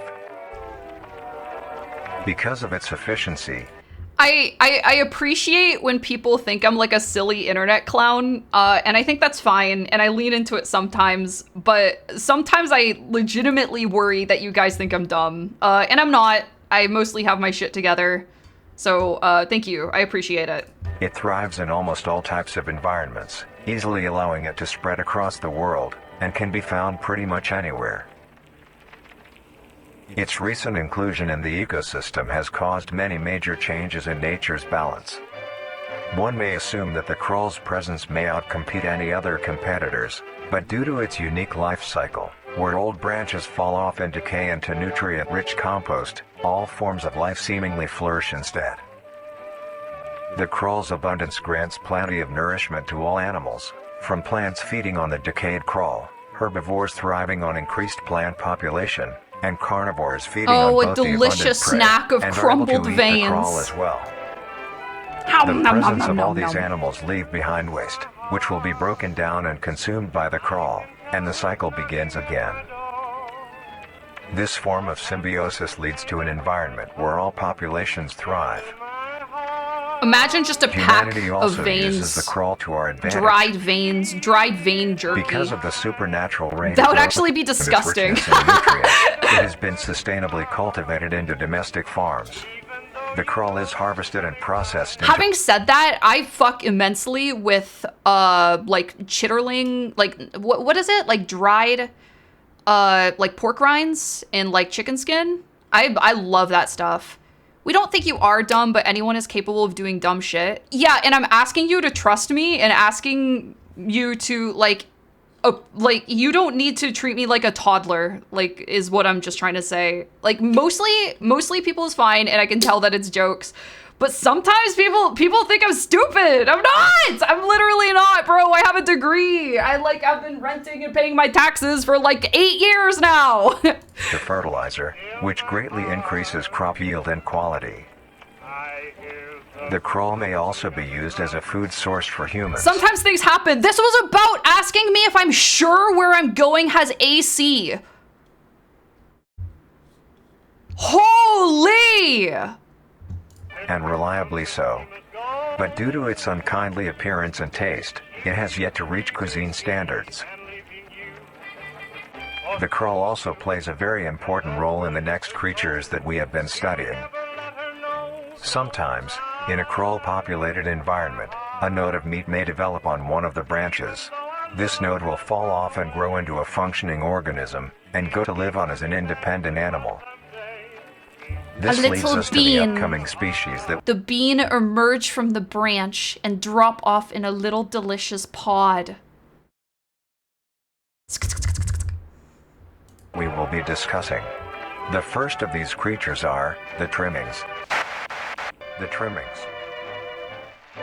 Trimmings are small animals that resemble skinned raccoons. They are commonly known to have resemble body, skinned raccoons. Head, small eyes, nose and ear holes, and an agape mouth. They are also equipped with a diversity of limbs. All individual trimmings are unique, each with a different body shape, number of limbs, and other characteristics.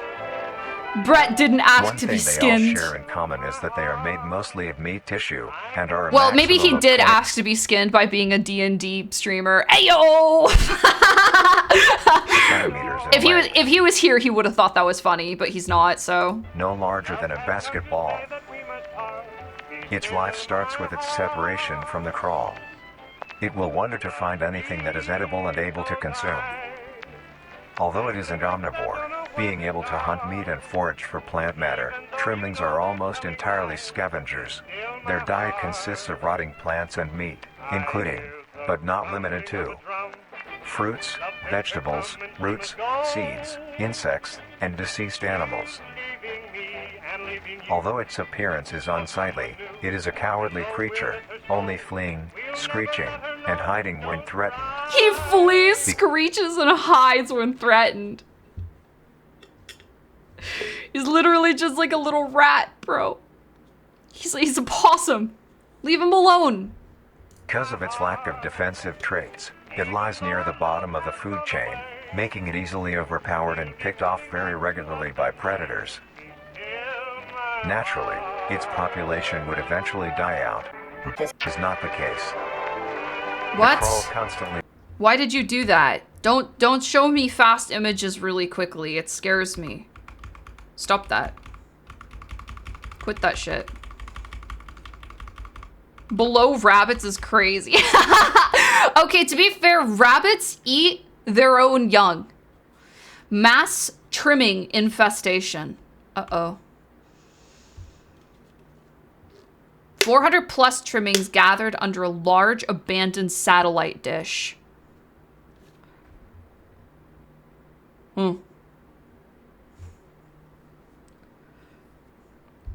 Is not the case. I would eat my young if I got stressed, though. Just saying. The crawl constantly produces a large quantity of trimming nodes, keeping up their numbers. Naturally, trimmings can be found wherever there is abundant crawl. Trimmings grow at a decent pace, reaching maturity at around 7 months, having a maximum lifespan of 2 to 4 years. Although they are plentiful, humanity has no proper way to implement trimmings into society. Has anyone seen veal? Their overabundance has even considered them pests. I ate it. Due to them digging through trash bins and making excessive noise at night. Do you think they would cook like sausage? Besides Dude, you all probably wouldn't even have to do anything to these things. You could just toss them on the grill. They'd probably like shriek a little bit, but you know, it's not like they have souls. They don't have souls. Some people still keep trimmings as pets and relatively domesticate them. That thing doesn't have a soul. Those people are trimmings crazy. Are a wondrous creature. From their They don't feel love or numbers affection. to their skittish nature, they are truly a thing to behold. They can't experience species fear. on our list is the meat snake. That makes it even better. Meat snake. The meat snake. The meat snake is a worm-like creature made of a variety of types of meat, coated in a transparent, skin-like membrane. Its size varies during its lifespan, depending on how much it consumes. When it first separates from the crawl, man, it is fuck only it, a I'd few pack bond centimeters in with it. length. Eventually, it will reach an average length of 5 meters. Although, under extreme conditions, like natural disasters, war, or plague, it can greatly surpass this length. The meat snake's diet consists entirely of dead animals or parts. A meat snake is incapable of consuming a healthy, living organism. The meat snake allocates its food by using a tongue-like organ covered in sensors to touch and feel its environment. The sensors catch particles of decaying meat, notifying the meat snake that there is food nearby. This process shares many similarities to regular snake. Meat snake is just, it's too easy, man. It's just too easy. And I'm glad you acknowledge that, public frenemy. I'm glad you acknowledge that. Hence the meat snake's name. Once it locates the corpse, the meat snake will open its jaw and swallow the entire body whole. Once the entire body is consumed, the meat snake's stomach will release a variety of chemicals. Some will break down soft tissue like skin, and the connection points between muscles. Others... That's vor? That's how some animals eat, bro! You can't just call everything a fetish! This is how snakes eat!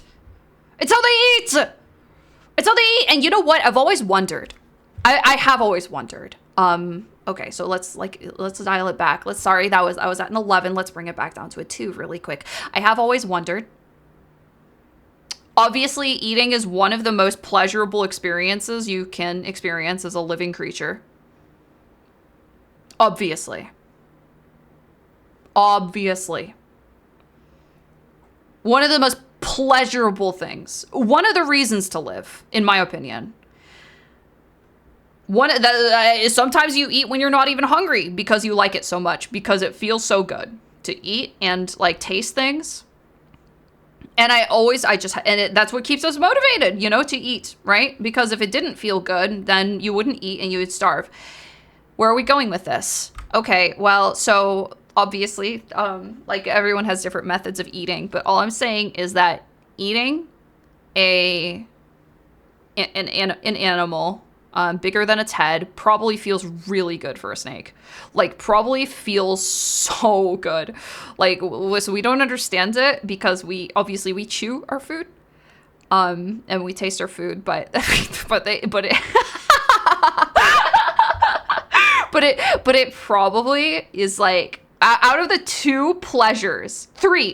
3 pleasures a snake can experience, a warm rock, snake snussy or snussy / snake peen, and 3, a really big warm meal.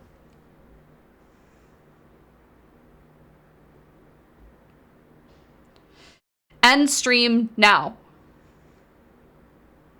Okay, I'm speaking philosophically here, okay? What's the problem? Chemicals will then ferment and preserve the tissue to keep it from breaking. Obviously, we can never know because we can't get inside the head of a snake, but we can kind of understand how they're thinking. Down for as long as possible. After that, the remaining flesh and bones will move along the meat snake's tract and slowly be implemented into its own structure, extending the meat snake. Unsatisfactory parts like skulls, pelvises, hair, and fingernails will be excreted. Speaking of skulls, the meat snake will take the skull from the consumed organism and use it as its own. Each meat snake has its own skull, each corresponding to what that one has consumed. God forbid women say anything! It will swap or replace these skulls if needed. A meat snake's lifespan depends entirely on how much a meat snake consumes. The longest one has lived for was 28 years. The meat snake has no predators and is immune to disease due to its preserving chemicals. The only significant ways a meat snake can die is through starvation, burning, or complete destruction of the meat snake's membrane coating. Destroy Interestingly, meat the meat snake snake coating. is the only member of the is- Carnies family that is is what they.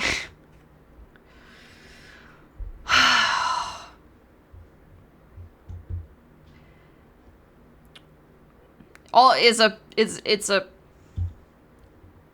Don't say it. All I'm saying is it's a common religious practice for newborn baby boys. Am I right, man? Am I right?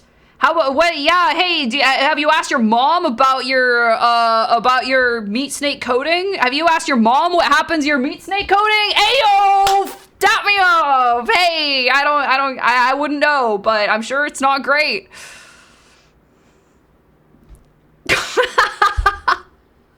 Yes, dude, I was on vacation. I was on vacation with my family, and my brother asked my mom why he was circumcised.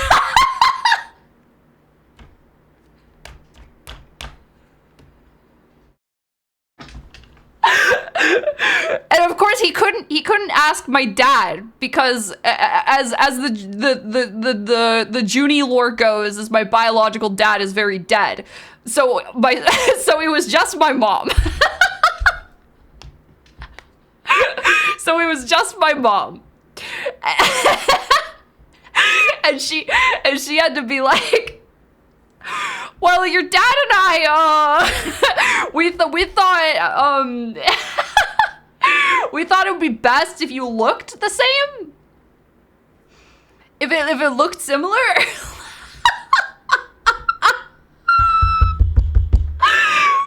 Bro, and I don't know.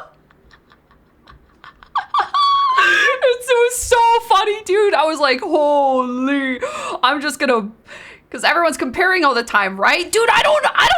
It's just like, listen, for a lot of people, it's just normal. Basically, reading between the lines, it was like, oh, so that it would be like normal, so that it would look normal for, like, in the current culture climate, it would be a normal one, right? That's what it says, like, between the lines, you know? But that shit was crazy. We were like all of us were like in a hot tub. I was like, okay, I'm gonna go get some drinks. able to reproduce. When a meat snake reaches an excessive size, and is in the conditions to do so, it will commence mitosis, splitting itself in two. Then the now two meat snakes will go on their separate ways and live on as two distinct organisms. Meat snakes Uncut gang, rise up. That one hoodie she can't steal. That's crazy. That's true. Climates, yeah. Not too hot, not too cold. Their population depends entirely on the amount of corpses available. Where there is death, there are meat snakes. Humanity will use them to our advantage. Meat snakes are a very efficient and clean way of disposing of any meat products. The preserving fluid within the meat snake's body disinfects the carrion, preventing the spread of disease. I can't do this. I can't hear meat snake again. I can't hear meat snake again. It is so hot in my room. I feel like I'm getting heat stroke. Maybe that's what. Maybe maybe that's a contributing factor to the way I've been acting out of line. I've been out of line, chat. I've been out of line. I haven't been one. I was both too silly and also not silly enough. I'm out of line. It's too damn hot.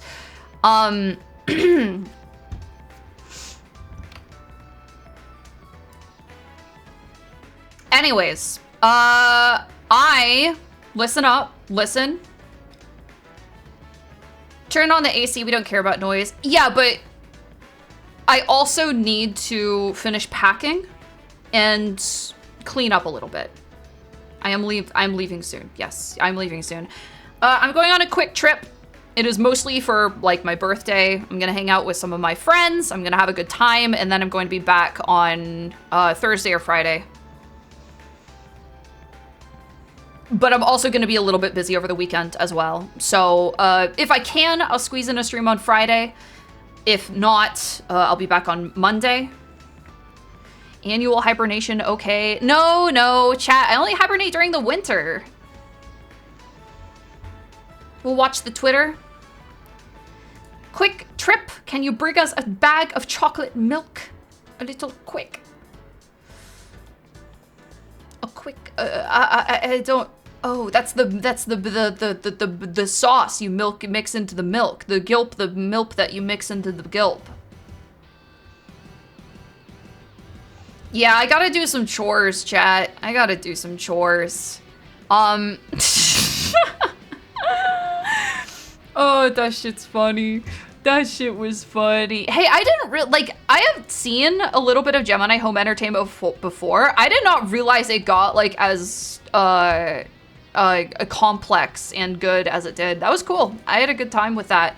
And also thank you again to Owlcat for sponsoring me to play Rue Valley. Also very cool, very neat. I'm gonna find someone to raid and I'm gonna get the hell out of here. I'll try to tweet. I'll try to live tweet while I'm out and about. I haven't really been tweeting much at all lately. And I don't really know. I think it's mostly just because I've been streaming so much that I feel like there's like a sap tap. You know, when you put that into a tree and the sap leaks out? Sort of like that's in my head and the thoughts leak out, so I don't need to post them on Twitter. So yeah. But I'll try to like live tweet whatever, you know. Yeah, you know what? We haven't raided Shia Bun in a while. We'll raid him. We'll say hi to him. Oh, he is oiled up today. Wow. Oh, wow. Yep. Here you go. Obliterate that twink. Oh, wait. My raid didn't happen. Why did my raid not happen? Raid? Okay. Oh, there we go. Meat snake raid. Okay, that's great.